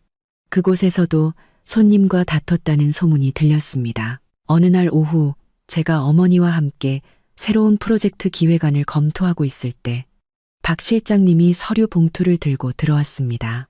아가씨, 강씨 집안에서 보내온 편지입니다. 당신 앞으로요. 봉투의 글씨는 삐뚤빼뚤한 것이 김영희 여사님의 필체였습니다. 편지를 열어보니 눈물에 젖은 편지지가 나왔습니다. 그녀는 자신이 얼마나 후회하는지, 제가 해준 음식이 얼마나 그리운지, 강태준이 잘못을 뉘우치고 있다며 제발 예정을 생각해서 그들을 도와달라고 썼습니다. 저는 편지를 책상 위에 던졌습니다. 그들이 나한테 정을 논할 자격이 있어? 화내지 마라. 어머니께서 편지를 집어 훑어보셨습니다. 아마 네 정체를 알았나 보구나. 알아봤자 뭐해요. 제가 말했습니다. 이제 와서 아첨해봤자 늦었죠. 그때 안내 데스크에서 전화가 왔습니다. 난처한 목소리였습니다. 서 대표님, 아래층에 강시성을 가진 분들이 찾아오셨습니다. 대표님의 전시댁 어른들이라고 하시는데 꼭 뵙고 싶다고 하십니다. 못 만나게 하면 회사 앞에서 무릎이라도 꿇겠다고 하십니다. 마음대로 하라고 해요. 저는 전화를 끊었습니다. 마음속에서 화가 치밀었습니다. 30분도 지나지 않아 윤시우 씨에게서 전화가 왔습니다. 목소리는 어이가 없다는 듯 했습니다. 지원아, 나 방금 너희 회사 아래를 지나가는데 강씨 집안 사람들이 정말로 무릎 꿇고 있더라. 사람들이 구경하고 사진 찍고 난리도 아니야. 정말 그랬다고. 저는 기가 막혀 말도 나오지 않았습니다. 내가 처리해 줄게. 아니요. 저는 심호흡을 했습니다. 제가 직접 가보겠어요. 회사 아래층으로 내려갔을 때 저는 회사 정문 밖에 모인 인파를 보았습니다. 김영희, 강동욱, 그리고 강유라가 바닥에 무릎을 꿇고 고개를 푹 숙이고 있었습니다. 앞에는 서 대표님, 용서해 주세요. 라고 적힌 팻말까지 놓여 있었습니다. 강태준도 그곳에 있었습니다. 그는 무릎을 꿇지 않고 옆에 서 있었는데 눈이 붉게 충혈되어 있었습니다. 아주 비참해 보였습니다. 제가 나타나자 김영희 여사님이 미친 듯이 달려들었지만 경호원에게 막혔습니다. 지원아, 내 착한 며느리야. 우리를 용서해줘. 우리가 정말 잘못했어. 서지원 씨, 예전에 제가 잘못했어요. 언니 옷 훔쳐 입고 욕하고 제가 잘못했어요. 강유라가 울며 말했습니다. 제발 저희를 용서해 주세요. 강동욱 씨도 거들었습니다. 지원아, 우리가 네가 서 C그룹의 아가씨인 줄 몰랐어. 우리가 눈이 멀었던 거지. 제발 우리를 불쌍히 여겨. 한 번만 도와줘. 주변 사람들이 수군거렸습니다. 어떤 사람은 제가 너무 매정하다고 했고 어떤 사람은 강씨 집안이 자업자득이라고 했습니다. 저는 그들을 바라보며 문득 아주 피곤하게 느껴졌습니다. 제가 어떻게 도와드리면 될까요? 김영희 여사님의 눈이 빛났습니다. 태준이 소송 좀 해결해주고 돈 좀 줘서 다시 시작하게 해줘. 우리가 약속할게. 다시는 널 귀찮게 안 할게. 그래, 지원아. 강태준이 다가왔습니다. 네가 이번 한 번만 도와주면 약속할게. 우리 앞으로 남남처럼 서로 간섭하지 말고 살자. 다시는 널 귀찮게 안 할게. 남남처럼? 제가 웃었습니다. 당신들이 나를 빈손으로 쫓아내려 했을 때 왜 그 말을 생각하지 못했지? 강태준 씨, 내가 당신을 다시 믿을 것 같아? 그는 고개를 숙였습니다. 내가 자격 없는 거 알아. 하지만 우리 부모님은 연세가 많으시고 유라도 아직 어려. 내가 그들을 고생시킬 수는 없잖아. 고생? 제가 김영희 여사님을 가리켰습니다. 그분이 예전에 몽둥이로 저를 때리려 했을 때 왜 고생할 거란 생각은 못했지. 제가 강유라를 가리켰습니다. 그녀가 내 드레스를 입고 라이브 방송으로 저를 모욕했을 때 왜 고생할 거란 생각은 못했지? 강동욱 씨가 제 옷을 찢으려 했을 때 왜 고생할 거란 생각은 못했지? 이제 와서 저한테 도움을 청한다고? 늦었어.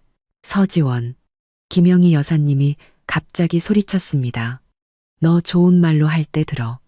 네가 돈 좀 있다고 뭐 대단한 줄 알아? 네가 우리를 속이고 평범한 집안인 척하지 않았으면 우리가 어떻게 내가 당신들을 속였다고? 저는 휴대폰을 꺼내 녹음 파일 하나를 재생했습니다. 결혼 초 저와 강태준의 대화였습니다. 지원아, 너희 집은 뭐 하는 곳이야? 평범한 집안이야. 작은 사업해. 아, 정말? 나는 네가 그렇게 허영심 없는 점이 좋더라. 녹음이 끝나자 주변이 조용해졌습니다.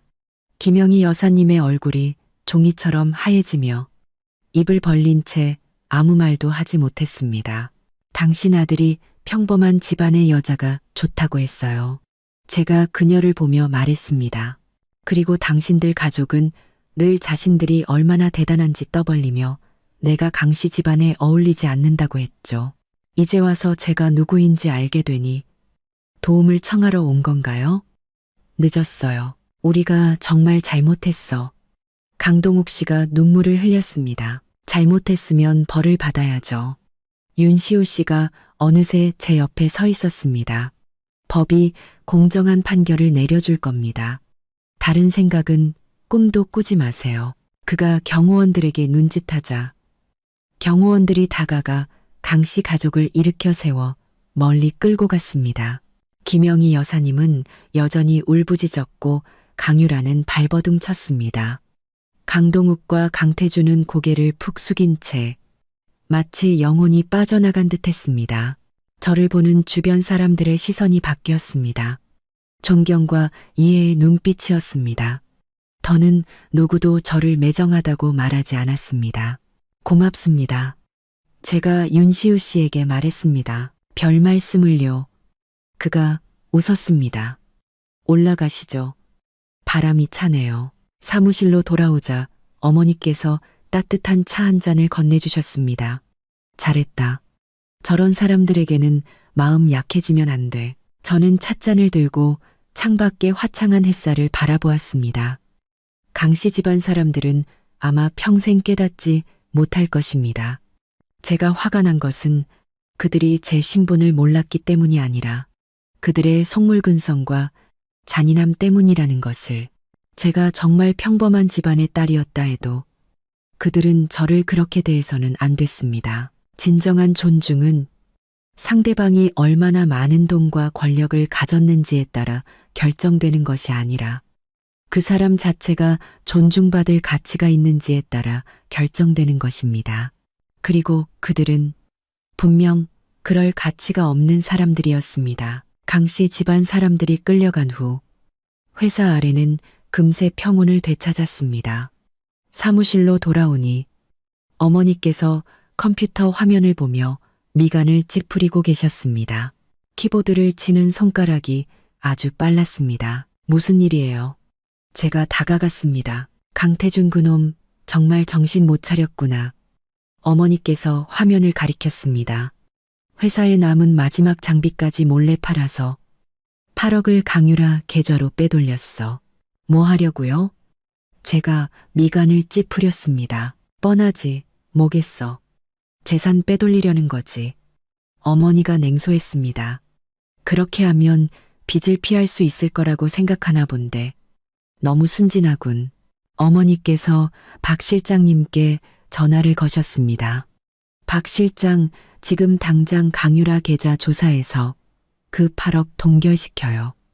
그리고 강동욱 명의로 된 낡은 집도 있지?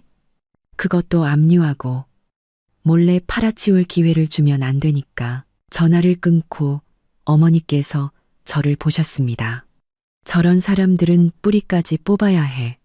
그렇지 않으면 기운 차리고 또 너를 괴롭힐 거야. 알아요. 제가 고개를 끄덕였습니다. 마음 한구석이 조금 씁쓸했습니다. 그 낡은 집은 강씨 집안의 조상 대대로 내려온 집이었습니다. 강동욱 씨는 예전에 강태준과 저의 신혼집으로 남겨두고 싶다고 말하곤 했습니다. 마음 약해지지 마.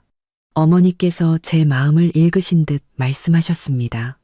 그들이 너를 빈손으로 쫓아내려 했을 때 그들은 너에게 조금도 마음 약해지지 않았어. 그때 윤시호 씨가 들어왔습니다.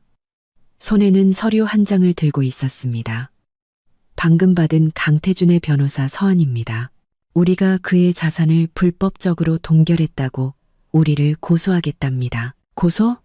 제가 웃었습니다. 그가 감히 고소할 배짱이 있다고? 적반하장도 유분수지. 윤시우 씨가 서류를 책상 위에 놓았습니다. 하지만 걱정 마세요. 우리에겐 그 자산이 불법적으로 이전된 것이라는 충분한 증거가 있습니다. 법원은 그의 편을 들어주지 않을 겁니다. 그가 또 무슨 수작을 부릴지 한번 보죠. 어머니께서 서류를 집어들고 보지도 않은 채 옆으로 던져버렸습니다. 오후에 박 실장님이 보고했습니다. 강유라의 계좌는 이미 동결되었고 그 8억은 한 푼도 인출되지 않았다고 합니다. 강동욱의 낡은 집도 압류되었습니다.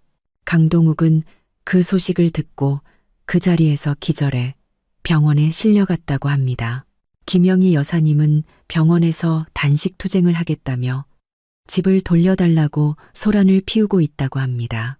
만약 우리가 동의하지 않으면 병원 옥상에서 뛰어내리겠다고 협박까지 했다고 합니다. 뛰어내리라고?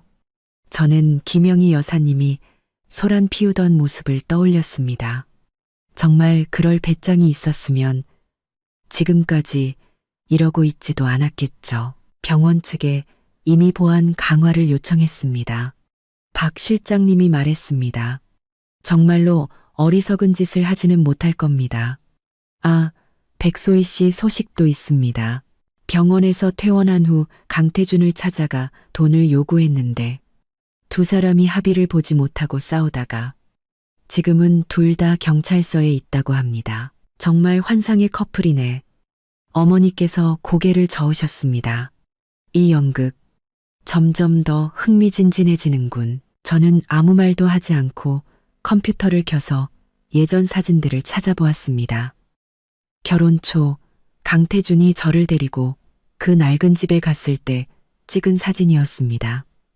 강동욱 씨는 마당에 개수나무를 심으며 우리에게 아이가 생기면 그 개수나무 꽃으로 떡을 만들어주겠다고 말했습니다. 그때의 강동욱 씨는 꽤나 인자해 보였습니다. 그만 생각해. 윤시우 씨가 어느새 제 뒤에 서 있었습니다. 사람은 변하는 법이니까. 특히 이익 앞에서는 저는 사진을 닫고 심호흡을 했습니다. 맞아요. 제가 너무 감상에 젖었네요. 다음 날 아침 제가 회사에 막 도착했을 때 병원에서 전화가 걸려왔습니다. 김영희 여사님이었습니다. 목소리는 기운이 하나도 없었습니다. 서지원, 제발 부탁이다. 집 좀 돌려줘.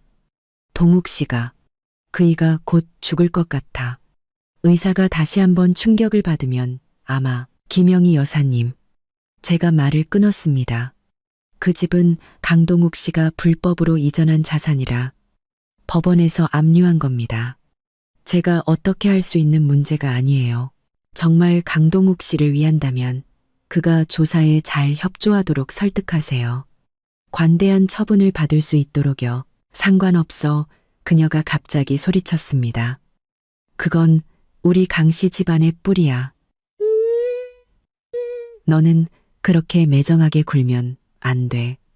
서지원, 네가 집을 돌려주지 않으면 내가 네 회사 앞에서 죽어버릴 거야. 마음대로 하세요. 저는 전화를 끊었습니다. 마음이 답답했습니다. 얼마 지나지 않아 안내 데스크에서 전화가 왔습니다. 김영희 여사님이 정말로 찾아왔는데 회사 아래층에서 농약병을 들고 소란을 피우고 있다는 것이었습니다. 제가 내려가지 않으면 그 자리에서 마시겠다고 협박하고 있다고 했습니다. 경호원들 시켜서 잘 지켜보세요. 정말로 마시게 두면 안 돼요. 저는 머리가 아파왔습니다. 저 곧 내려가겠습니다. 아래층으로 내려갔을 때 김영희 여사님은 정말로 바닥에 주저앉아 손에는 농약병을 꼭 쥔 채 있었습니다. 머리는 헝클어져 있었고 얼굴은 눈물 범벅이었습니다. 주변에는 사람들이 모여 수군거리고 있었습니다. 서지원, 너 드디어 나왔구나. 저를 보자 그녀가 벌떡 일어섰습니다. 농약병을 입가에 가져다 대며 집 돌려줄 거야, 안 돌려줄 거야. 안 돌려주면 나 이거 마실 거야. 진정하세요. 제가 한 걸음 다가갔습니다. 할 얘기가 있으면 차분하게 하세요. 차분하게? 그녀가 냉소했습니다. 너랑 무슨 할 얘기가 있어. 네가 우리 집을 이렇게 망쳐놨는데. 회사는 망했고 집은 넘어갔고 동욱 씨는 병원에 누워있고 대체 뭘 더 원하는 거야. 제가 원하는 건 없어요. 제가 말했습니다. 저는 그냥 제게 속한 것을 되찾고 당신들이 한 행동에 대해 대가를 치르게 하고 싶을 뿐이에요. 대가? 우리가 치른 대가가 아직도 부족해? 그녀가 울며 말했습니다. 태준이는 회사를 잃었고 유라는 계좌가 동결됐고 동욱 씨는 곧 죽을 지경이야. 서지원, 제발 자비 좀 베풀어줘. 우리 좀 살려줘. 자비? 저는 강 씨 집에서 당했던 굴욕을 떠올렸습니다. 마음속에서 화가 치밀었습니다. 제가 당신들 집에서 2년 동안 소처럼 일할 때 당신들은 저에게 어떻게 대했죠? 김영희 여사님, 양심에 손을 얹고 말해보세요. 제가 강 씨 집안에 뭘 잘못했죠? 그녀는 제 질문에 멍해졌습니다. 손에 든 농약병도 내려놓았습니다. 당신이 강태준에게 다른 여자를 붙여주고 저를 빈손으로 쫓아내려 했을 때 자비를 생각했나요? 제가 그녀를 쏘아보며 말했습니다. 강유라가 내 드레스를 입고 라이브 방송으로 저를 모욕했을 때 자비를 생각했나요? 강동욱 씨가 제 옷을 찢으려 했을 때 자비를 생각했나요? 이제 와서 저한테 자비를 구한다고? 늦었어요. 내가 그때는 미쳤었나 봐. 김영희 여사님은 아무 말도 하지 못하고 갑자기 바닥에 주저앉아 통곡하기 시작했습니다. 내가 정말 잘못했어. 내가 그렇게 대하지 말았어야 했는데. 제발 예정을 생각해서 우리 좀 살려줘. 주변 사람들이 수군거리기 시작했습니다. 어떤 사람은 제가 너무 매정하다고 했고 어떤 사람은 김영희 여사님이 자업자득이라고 했습니다. 저는 그녀가 서럽게 우는 모습을 보며 문득 아주 피곤하게 느껴졌습니다. 집은 돌려드릴 수 있어요. 제가 갑자기 말했습니다. 김영희 여사님이 깜짝 놀라 고개를 들었습니다. 눈에는 희망의 빛이 서려 있었습니다. 정말. 하지만 조건이 있어요. 제가 말했습니다. 강태준은 그 8억을 돌려줘야 하고 저에게 공개적으로 사과해야 해요. 그리고 당신들 다시는 저를 귀찮게 하지 말고 제 앞에 나타나지도 마세요. 알았어. 다 알았어. 김영희 여사님이 연신 고개를 끄덕였습니다. 내가 당장 태준이한테 가서 돈 돌려주라고 할게. 사과하라고 할게. 그녀는 일어나 비틀거리며 밖으로 뛰쳐나갔습니다. 농약병이 바닥에 떨어져 굴러갔습니다.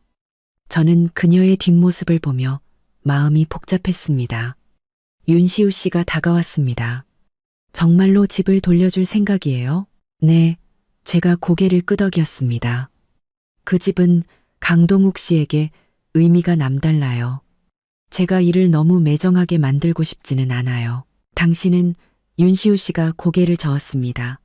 너무 마음이 약해요. 그런가요? 제가 웃었습니다. 하지만 저는 그들처럼 되고 싶지는 않아요. 사무실로 돌아오자 어머니께서 제가 집을 강씨 집안에 돌려주기로 했다는 소식을 듣고 화가 나셔서 컵을 던지셨습니다. 너 바보야? 그런 좋은 기회를 놔주고 호랑이를 다시 산으로 돌려보내. 엄마, 제가 엄마 마음 아는 거 알죠? 제가 다가가 어머니를 안았습니다. 하지만 저는 정말로 더 이상 그들과 엮이고 싶지 않아요. 그들을 용서하는 것이 저 자신을 용서하는 길이에요. 어머니께서 한숨을 쉬셨습니다. 아무 말씀도 하지 않으시고 제 등을 토닥여 주셨습니다. 오후에 강태준은 정말로 8억을 돌려보냈습니다. 그리고 자신의 SNS에 저에게 공개적으로 사과하는 글을 올렸습니다. 예전에 그가 잘못했고 저를 속였으며 가족들이 저를 괴롭히는 것을 방치했다고 썼습니다. 저에게 용서를 구한다고 했습니다. 저는 답장하지 않고 글을 바로 차단했습니다. 박 실장님에게서도 소식이 왔습니다. 강동욱의 낡은 집은 압류가 해제되었고 김영희 여사님은 강동욱을 데리고 그 집으로 돌아갔다고 합니다. 강유라도 유흥업소 일을 그만두고 집에서 강동욱을 돌보고 있다고 합니다. 아마 정말로 정신을 차린 모양이라고 했습니다. 그런가 보죠. 저는 창밖을 바라보며 말했습니다. 마음이 한결 가벼워졌습니다. 저녁에 저와 어머니 그리고 윤시우 씨가 함께 식사를 했습니다. 어머니께서는 제가 좋아하는 음식으로만 가득한 상을 차리셨습니다. 그동안 고생 많았다. 어머니께서 제게 갈비를 한 점 얹어주셨습니다. 다시는 이런 굴욕 겪게 하지 않을게. 알아요. 제가 웃으며 말했습니다. 윤시우 씨가 술잔을 들었습니다. 우리 서지원 씨가 드디어 그 지긋지긋한 일들에서 벗어나 새로운 삶을 시작하게 된 것을 축하하며 건배.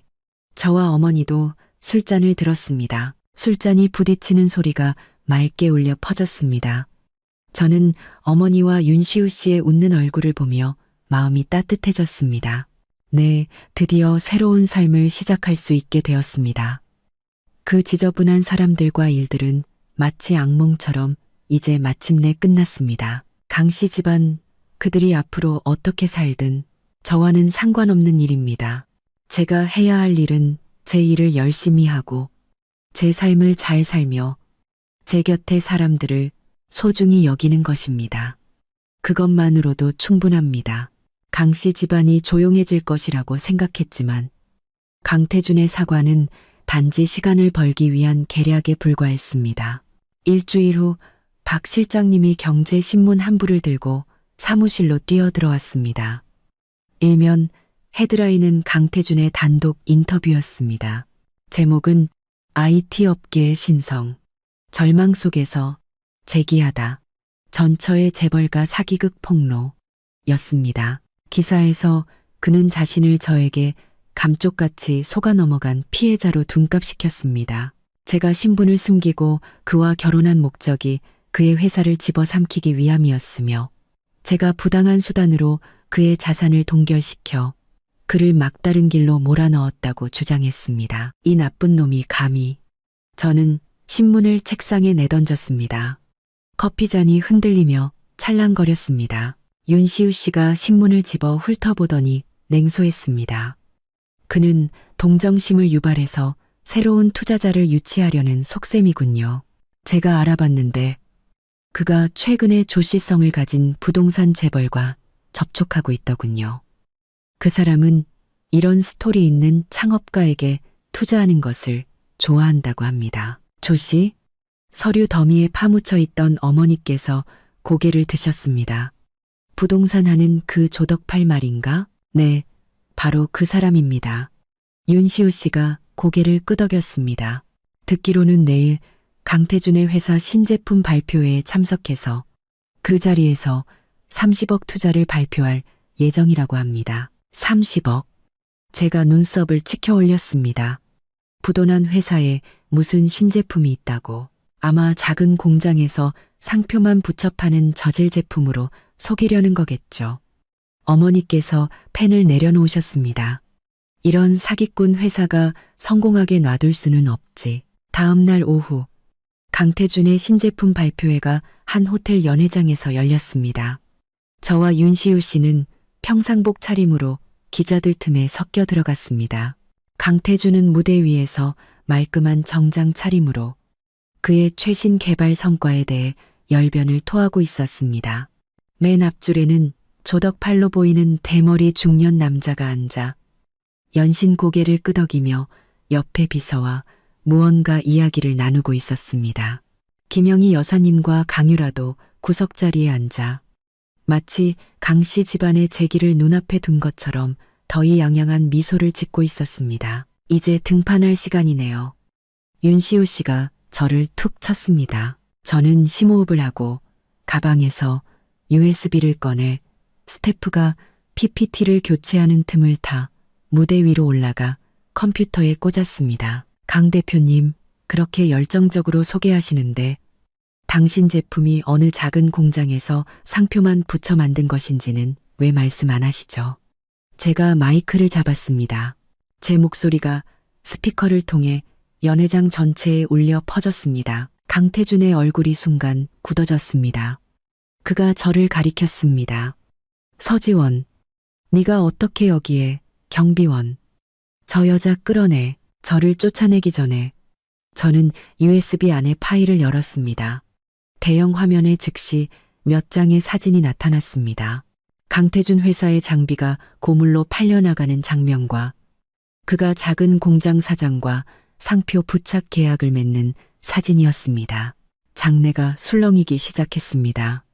기자들의 플래시가 쉴 새 없이 터졌습니다.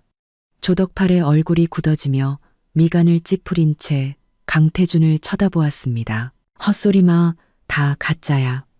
강태준이 제 마이크를 뺏으려 했지만 윤시우 씨에게 저지당했습니다. 가짜라고요? 윤시우 씨가 검사 보고서 한 부를 꺼내 들었습니다. 이건 국가품질검사센터에서 발급한 보고서입니다. 당신이 최신 개발 성과라고 주장하는 제품은 사실 꺽샹지벼의 기준 미달인 불량품이며 안전상의 위험까지 있습니다. 그가 보고서를 조덕팔에게 건넸습니다. 조덕팔은 보고서를 읽을수록 얼굴이 굳어지더니 마침내 탁 소리를 내며 책상에 내던졌습니다. 강태준, 네가 감히 나를 속여. 조 회장님, 저 사람들 말 듣지 마세요. 저들이 저를 모함하는 겁니다. 강태준이 식은땀을 흘리며 외쳤습니다. 모함이라고요? 제가 또 다른 녹음 파일을 재생했습니다. 김영희 여사님과 강태준의 통화 내용이었습니다. 탐바르십도 또 다른 녹음 파일을 재생했습니다. 아들아, 걱정 마라. 엄마가 이미 기자들한테 다 얘기해놨다. 서지원이 너를 질투해서 일부러 헛소문을 퍼뜨려 너를 모함하는 거라고 말이야. 녹음이 끝나자 장내는 완전히 아수라장이 되었습니다. 기자들이 강태준에게 몰려들어 질문을 포탄처럼 쏟아냈습니다. 강 대표님, 정말로 상표만 붙여 파신 겁니까? 서지원 씨가 당신을 속였다는 증거가 있습니까? 조 회장님, 그래도 투자하실 겁니까? 조덕팔이 자리에서 벌떡 일어나 강태준을 가리켰습니다. 너 같은 사기꾼은 평생 이 업계에 달도 못 붙이게 해주마. 말을 마친 그는 자리를 박차고 나갔습니다. 김영희 여사님과 강유라가 무대 위로 올라오려 했지만 경호원에게 막혀 아래에서 그런 게 아니에요. 라고 울부짖을 뿐이었습니다. 저와 윤시우 씨는 그 틈을 타 인파를 빠져나와 연회장을 나섰습니다. 햇살이 유리를 통해 들어와 마음을 따뜻하게 했습니다. 이제 그는 정말로 재기할 수 없겠네요. 윤시우 씨가 웃으며 말했습니다. 네. 저도 고개를 끄덕였습니다. 마음속에서 마침내 모든 것이 끝났다는 느낌이 들었습니다. 발표회에 소동이 있은 후 강태준은 완전히 몰락했습니다. 조덕팔은 투자를 취소했을 뿐만 아니라 사기죄로 그를 고소했습니다. 예전에 그와 형 동생하던 사람들은 이제 그를 피하기에 급급했습니다. 법원의 소환장이 강씨 집안의 낡은 집에 도착했을 때 김영희 여사님은 마당에서 이불을 널고 있었다고 합니다. 소환장 내용을 보자 손에 든 이불이 바닥에 떨어지고 그 자리에 주저앉아 한참 동안 아무 말도 하지 못했다고 합니다. 강동욱 씨는 원래 몸이 좋지 않았는데 그 소식을 듣고 병세가 악화되어 침대에 누워 신음만 하고 있다고 합니다. 강유라는 일자리를 구하지 못해 매일 집에서 김영희 여사님과 싸우기만 한다고 합니다. 그들이 처음부터 강태준에게 다른 여자를 붙여주지 않았으면 이렇게까지 되지는 않았을 거라고 말입니다. 윤시우 씨에게서 우리가 강태준을 상대로 제기한 소송도 개정되었다는 소식이 왔습니다. 법정에서 강태준 측 변호사는 별다른 반박을 하지 못하고 그가 저에게 속아 감정이 상해서 그런 행동을 했다는 말만 되풀이했다고 합니다. 윤시우 씨는 우리가 수집한 모든 증거, 강태준의 외도 사진, 김영희 여사님의 명예훼손 녹음, 강태준의 불법 재산 이전 기록, 그리고 그의 회사의 상표 부착 생산 증거까지를 제출했습니다. 판사는 그 자리에서 강태준의 패소를 선고하고 한 달 내에 저의 모든 투자금 총 30억을 반환하고 공개적으로 사과하며 저의 명예를 회복시키라고 판결했습니다. 판결문을 받은 날, 저는 어머니와 함께 새로운 리조트의 설계도를 보고 있었습니다. 윤시우 씨가 판결문을 제게 건네며 이제 모든 것이 끝났습니다. 라고 웃으며 말했습니다. 네, 저는 판결문 내용을 보며 마음이 평온해졌습니다. 드디어 끝났네요. 끝나려면 아직 멀었지. 어머니께서 판결문을 가리키셨습니다. 그가 돈을 갚지 않으면 어쩔 거야? 법원에서 강제 집행할 겁니다. 윤시우 씨가 말했습니다. 그의 명의로는 그 낡은 집과 차 한 대밖에 없지만 그것만으로도 일부는 갚을 수 있을 겁니다. 나머지는 그가 앞으로 천천히 갚아야겠죠. 그가 어떻게 갚을지 한번 보죠. 제가 말했습니다. 강태준은 예상대로 판결을 이행하지 않았습니다. 그는 심지어 잠적해버렸습니다. 법원 사람들이 몇 번이나 그 낡은 집에 찾아갔지만 그를 찾을 수 없었습니다. 김영희 여사님은 그가 지방에 일하러 갔다고 어디 있는지는 모른다고 말했습니다. 그는 이제 신용불량자가 되겠네요. 저는 법원에서 보낸 집행 통지서를 보며 냉소했습니다. 우리가 그렇게 만들어야죠. 윤시우 씨가 말했습니다. 이미 그를 신용불량자 명단에 올리도록 신청했습니다. 앞으로 그는 비행기, 고속철도도 탈 수 없고 집도 살 수 없으며 대출도 받을 수 없습니다. 심지어 아이를 사립학교에 보낼 수도 없게 될 겁니다. 그가 어떻게 사는지 한번 보죠. 얼마 지나지 않아 강태준이 지방에서 일자리를 구하려다 신용불량자 명단에 올라 있어 거절당했다는 소문이 들렸습니다. 그는 대리운전을 하려 했지만 플랫폼에서도 그의 신용 문제 때문에 거절당했습니다. 결국 그는 공사장에서 벽돌을 나르는 일을 하게 되었는데 하루에 20만 원을 벌어도 자기 밥값도 안 된다고 합니다. 김영희 여사님은 그에게 돈을 보내주기 위해 낡은 집에 값나가는 물건들을 모두 팔아치웠습니다. 심지어 강동욱 씨가 물려받은 홍목 가구까지 헐값에 팔았다고 합니다. 강동욱은 화가 나서 김영희 여사님과 크게 싸우다가 기절해 병원으로 실려갔습니다. 목숨은 건졌지만 반신불수가 되었다고 합니다. 강유라는 이런 생활을 견디지 못하고 몰래 도망쳤다고 합니다. 남쪽 지방으로 갔다고 하는데 어디 있는지는 아무도 모릅니다. 어느 날 박 실장님이 출장 갔다가 한 공사장 앞에서 강태준을 보았다고 합니다. 그는 더러운 작업복을 입고 머리는 헝클어진 채 길가에서 딱딱한 빵을 뜯어먹고 있었다고 합니다. 박 실장님을 보자 황급히 고개를 숙이고 못 본 척했다고 합니다. 정말 인과응보네요. 박 실장님이 저에게 말하며 한숨을 쉬었습니다. 예전에는 그렇게 잘 나가던 사람이 이제는 저렇게까지 됐으니 그가 스스로 선택한 길이에요. 제가 말했습니다. 고통도 스스로 감수해야죠. 그날 밤 저는 꿈을 꾸었습니다. 결혼 초 강태준이 제 손을 잡고 강씨 집안의 낡은 마당을 거닐던 꿈이었습니다. 그는 평생 저에게 잘해주고 세상에서 가장 행복한 여자로 만들어주겠다고 말했습니다. 잠에서 깼을 때 베개 시시 눈물에 젖어 있었습니다. 그를 아직 사랑해서가 아니었습니다.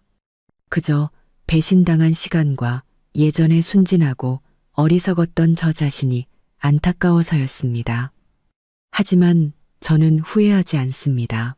만약 이 경험이 없었다면 저는 아마 평생 어떤 사람이 소중히 여길 가치가 있는지, 어떤 삶이 저에게 어울리는지 몰랐을 것입니다. 강태준의 삶이 힘들어지자 백소희의 결말도 좋지 않았습니다. 그녀는 강태준과 경찰서에서 다툰 후 풀려났지만 2억의 배상금을 받지 못해 앙심을 품고 사방에 강태준의 험담을 하고 다녔습니다. 그가 자신을 속였을 뿐만 아니라 유산까지 시켰다고 말입니다.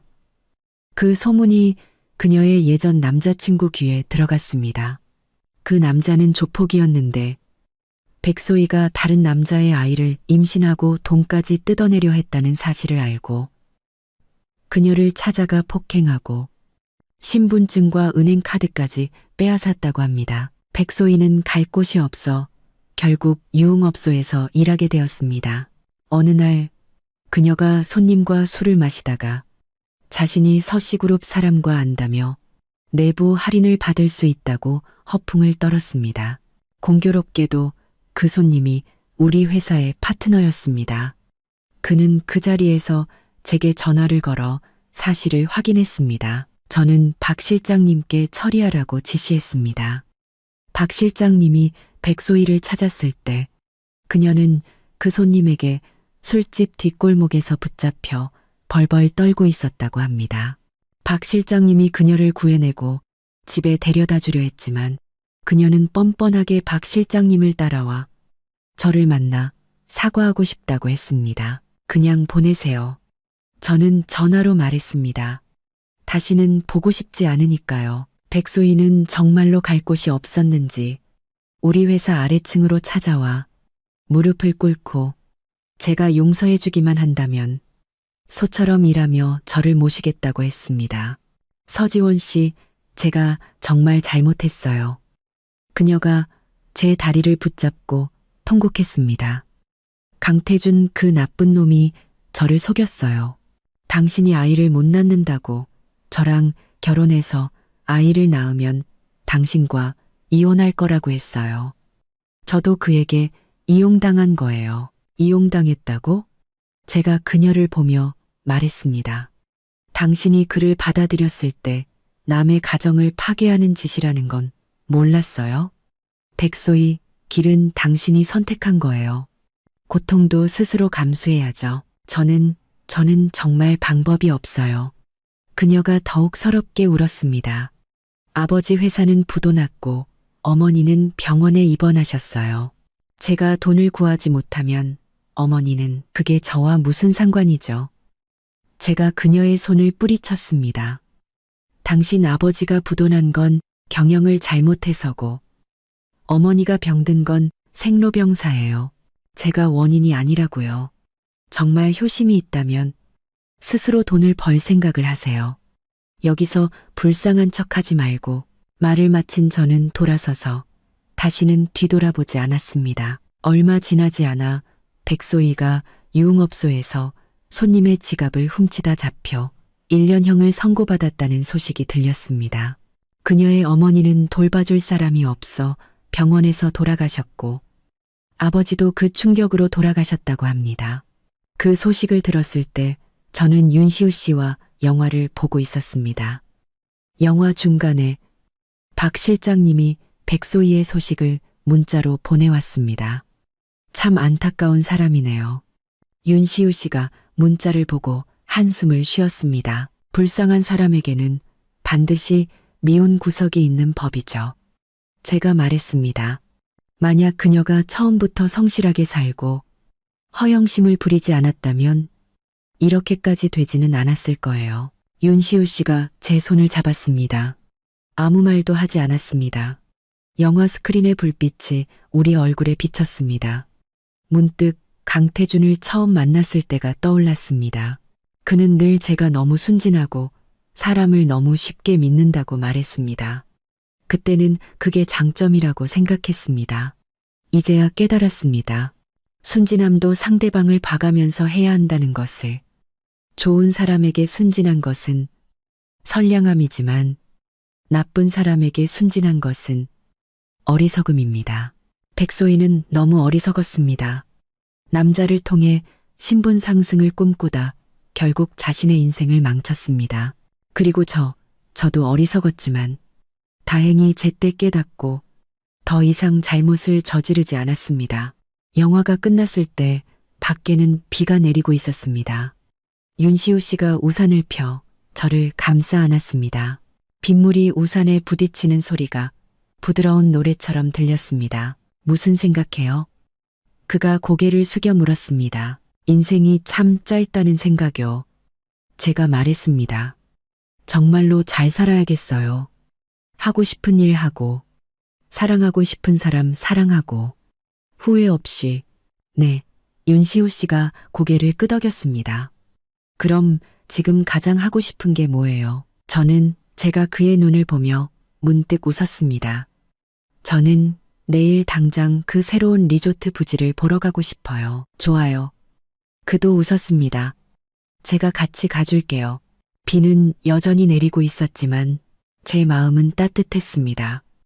그 지저분한 사람들과 일들은 정말로 악몽처럼 이제 마침내 끝났습니다. 그리고 저의 새로운 삶은 이제 막 시작되었습니다. 리조트 부지로 가는 길에 박 실장님에게서 사진 몇 장이 도착했습니다. 강 씨 집안의 낡은 대문에는 녹슨 자물쇠가 걸려 있었고 담벼락에는 잡초가 무성했습니다.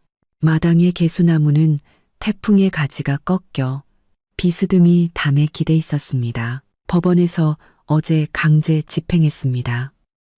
박 실장님이 전화로 말했습니다. 그 낡은 집은 이미 경매에 넘어갔고 2억 남짓에 팔렸습니다. 당신에게 갚아야 할 돈의 일부에도 미치지 못하죠. 김영희 여사님은 이사 가기를 거부하다 법원 집행관들에게 끌려나갈 때 미친 듯이 울부짖었다고 합니다. 강동욱 씨는요?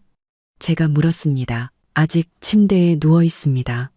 박 실장님이 한숨을 쉬었습니다. 듣기로는 밥 먹여줄 사람도 없어서 이웃들이 김영희 여사님이 매일 아침 쓰레기를 주우러 나가고 점심때쯤 돌아와 그에게 멀건죽 한 그릇을 끓여준다고 합니다. 아주 비참하게 살고 있답니다. 윤시우 씨가 운전대를 잡고 옆 얼굴로 저를 흘끗 보았습니다. 가볼래요? 제가 고개를 저었습니다. 아니요, 그럴 필요 없어요. 어떤 결말은 알기만 하면 되는 거지. 굳이 눈으로 확인할 필요는 없어요. 그들이 예전에 저에게 어떻게 대했는지 지금은 그대로 돌려받고 있는 거예요. 이건 인과응보지 누구를 탓할 수 없어요. 리조트 부지는 산 중턱에 위치해 있었습니다. 임시로 지어진 목조 주택문을 열자 푸른 바다가 한눈에 들어왔습니다. 윤시우 씨가 먼 곳에 암초를 가리켰습니다. 저기에 전망대를 지으면 밤에 별들이 바다에 떨어지는 것을 볼 수 있을 거예요. 네. 제가 쭈그려 앉아 모래 한 줌을 집었습니다. 고운 모래가 손가락 사이로 빠져나가는 것이 마치 붙잡을 수 없는 과거 같았습니다. 무슨 생각해요? 그가 제 옆에 앉았습니다. 강태준 생각요.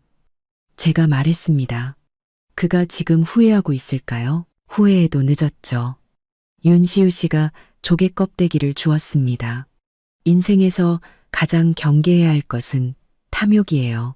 만약 그가 처음부터 당신과 잘 지냈다면 당신의 신분을 몰랐다 해도 당신의 능력 덕분에 그의 회사는 성공했을 겁니다. 그럴지도요. 제가 웃었습니다. 하지만 그랬다면 저는 아마 평생 제가 뭘 원하는지 몰랐을 거예요. 예전에는 사랑이 인생의 전부라고 생각했어요. 한 사람을 붙잡기 위해 자신을 낮추고 재능을 숨길 수도 있다고 생각했죠. 이제야 깨달았어요. 좋은 사랑은 나란히 걷는 것이지 한쪽이 다른 쪽에 의지하는 것이 아니라는 것을 먼저 꼿꼿이 서야 자신에게 어울리는 풍경을 볼 수 있는 거죠. 리조트에서 돌아온 다음 날 강태준이 공사장에서 싸우다 해고당했다는 소식이 들렸습니다. 그가 동료를 중상 입혀 경찰에 잡혀갔다고 합니다. 누범인데다 예전에 채무 문제까지 더해져 5년형을 선고받았다고 합니다. 김영희 여사님은 감옥으로 그를 면회하러 가 유리창 너머로 3시간 동안 울었다고 합니다. 돌아오는 길에 차에 치여 다리가 부러졌다고 합니다. 강동욱은 돌봐줄 사람이 없어 이웃이 신고해 요양원으로 보내졌습니다. 반년도 지나지 않아 돌아가셨다고 합니다. 강유라는 남쪽 지방에서 버티지 못하고 고향으로 돌아와 시장에서 채소를 팔았다고 합니다. 사람들이 알아보고 수군거리자 결국 또 도망쳐 다시는 아무도 그녀를 보지 못했다고 합니다. 박 실장님이 이 소식들을 저에게 전했을 때 저는 어머니와 함께 리조트 개업식 날짜를 상의하고 있었습니다. 어머니께서는 그 소식을 듣고 한숨만 쉬셨습니다. 자업자득이지 스스로 죽을 길을 택한 거죠. 제가 개업식 초대장에 제 이름을 서명하며 말했습니다. 윤시우 씨 말이 맞습니다. 사람은 탐욕스러워서는 안 되고 양심을 버려서도 안 됩니다. 당신이 진 빚은 언젠가 갚아야 하고 당신이 저지른 악행은 언젠가 벌을 받게 될 것입니다. 리조트 개업식 날 많은 사람들이 찾아왔습니다. 어머니께서는 샴페인색 치파오를 입고 제 옆에 서서 기쁨을 감추지 못하셨습니다. 윤시우 씨는 흰색 정장을 입고 손님들을 맞이하느라 분주했습니다. 저를 보자 윙크를 했습니다. 햇살이 바다에 비쳐 반짝이는 것이 마치 부서진 금가루를 뿌려놓은 것 같았습니다. 밴드가 잔디밭에서 경쾌한 음악을 연주하고 아이들은 풍선을 쫓아다녔습니다. 모든 사람의 얼굴에 미소가 가득했습니다. 박 실장님이 샴페인 2잔을 들고 다가왔습니다. 아가씨 축하드립니다. 고맙습니다. 박 실장님. 제가 그와 잔을 부딪혔습니다. 지난 2년간 고생 많으셨어요. 저한테 뭘 그런 말씀을요. 그가 웃었습니다. 아가씨가 지금 이렇게 잘 지내시는 걸 보니 저도 마음이 놓입니다. 저는 먼 곳에 윤시우 씨를 바라보았습니다. 그가 외국 손님과 대화하고 있었는데 옆 얼굴이 햇살 아래서 유난히 부드러워 보였습니다. 문득 2년 전 제가 강씨 집안 부엌에서 김영희 여사님의 환심을 사기 위해 그녀가 좋아하는 동파육을 만들던 때가 떠올랐습니다. 기름이 손에 튀어 물집이 여러 개 잡혔지만 누구 하나 신경 써주지 않았습니다. 그때의 저는 희생하면 진심을 얻을 수 있고 신분을 숨기면 사랑을 증명할 수 있다고 생각했습니다. 이제야 깨달았습니다. 좋은 감정은 당신이 발끝을 들고 애써 닿아야 하는 것이 아닙니다. 진정으로 당신을 사랑하는 사람은 허리를 숙여 당신을 맞이할 것입니다. 윤시우 씨처럼 말입니다. 그는 저의 서씨 집안 아가씨라는 신분이 아닌 저라는 사람 자체를 존중해 줬습니다. 그는 저의 모든 단점을 알고 가장 비참한 모습을 보았지만 여전히 제 손을 잡고 함께 앞으로 나아가 주었습니다. 개업식이 한창일 때 윤시우 씨가 다가와 제게 작은 상자 하나를 건넸습니다. 당신을 위한 선물이에요. 열어보니 디자인이 심플한 반지 하나가 들어 있었습니다. 작은 사파이어 하나가 박혀 있었는데 마치 바닷가의 별 같았습니다. 이건 저는 지난번 리조트에서 주었던 조개 껍데기가 떠올랐습니다. 모양이 이 반지와 똑같았습니다. 그걸 본떠서 만들었어요. 그가 반지를 꺼내 제 약지에 부드럽게 끼워 주었습니다. 서지원, 과거는 이미 지나갔어요. 미래의 길은 제가 함께 걸어줄게요. 저는 그의 눈을 보았습니다. 그 안에는 바다와 별과 그리고 제가 있었습니다. 코끝이 찡해지며 눈물이 핑 돌았습니다. 왜 또 울어요? 그가 웃으며 제 눈물을 닦아주었습니다. 감동해서요. 제가 말하며 그를 안았습니다. 주변에서 박수와 환호성이 터져나왔습니다. 어머니께서 멀리서 저를 향해 엄지를 치켜 세워주셨습니다. 저녁에 마지막 손님들을 배웅하고 저와 윤시우 씨는 해변에 앉아 하늘의 별들을 바라보았습니다. 파도가 암초에 부딪히는 소리가 마치 우리에게 속삭이는 것 같았습니다. 가끔 이런 생각을 해요. 제가 말했습니다. 만약 처음부터 강태준을 만나지 않았다면 모든 게 달라졌을까? 만약이란 없어요. 윤시우 씨가 제 손을 잡았습니다. 모든 만남은 당신에게 무언가를 가르쳐 주기 위해 있는 거예요. 그는 당신에게 사람의 마음을 꿰뚫어 보고 자신을 보호하는 법을 가르쳐 준 거죠. 제가 고개를 끄덕였습니다. 네. 만약 그 지긋지긋한 일들을 겪지 않았다면 저는 아마 평생 철들지 못했을 거예요. 사실 여자 인생이란 게 운전하는 것 같아요. 때로는 길을 잘못 들기도 하고 때로는 신호에 걸리기도 하죠. 하지만 운전대를 꽉 잡고 앞을 잘 보고 가면 결국 원하는 곳에 도착하게 되는 거죠. 가치 없는 사람 때문에 시간을 낭비하지 말고 자신을 증명하기 위해 재능을 숨기지도 마세요. 당신이 어떤 사람이냐에 따라 어떤 삶을 살아야 하는지가 결정되는 거예요. 당신은 사랑받을 자격이 있고 가장 좋은 것을 누릴 자격이 있어요. 하지만 그 전제는 당신이 먼저 자신을 사랑하고 가장 좋은 자신이 되는 거예요. 이 바다처럼요. 누가 보든 안 보든 바다는 늘 푸르고 아름답잖아요. 저는 윤시우 씨의 어깨에 기대 별들을 바라보았습니다. 마음은 평온하고 따뜻했습니다. 과거는 이미 지나갔고 미래는 아직 저를 기다리고 있었습니다. 정말 좋았습니다. 리조트가 개업한 지 1년 후 저는 한 시상식에 참석했습니다. 올해의 신진 디자이너 상을 받게 된 것입니다. 무대 위에 서서 트로피를 손에 들고 저는 청중석에 앉아 있는 어머니와 윤시우 씨를 바라보았습니다. 두 분 모두 자랑스러운 미소를 짓고 있었습니다. 이 상을 받기까지 제가 마이크 앞에 섰습니다. 저는 많은 길을 돌아왔습니다. 하지만 이제 저는 모든 경험이 저를 더 나은 사람으로 만들었다는 것을 압니다. 저는 모든 여성분들께 말씀드리고 싶습니다. 자신을 믿으세요. 자신의 꿈을 믿으세요. 그리고 가장 중요한 것은 자신을 사랑하는 것을 잊지 마세요. 장내에서 뜨거운 박수가 터져 나왔습니다. 저는 무대 아래로 내려와 윤시우 씨의 품에 안겼습니다. 축하해요. 그가 제 귓가에 속삭였습니다. 고마워요. 저도 웃으며 말했습니다.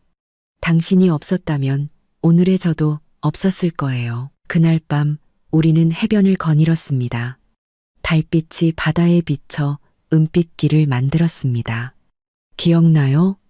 그가 물었습니다. 1년 전 오늘 우리가 여기서 별을 봤던 거 당연히 기억하죠.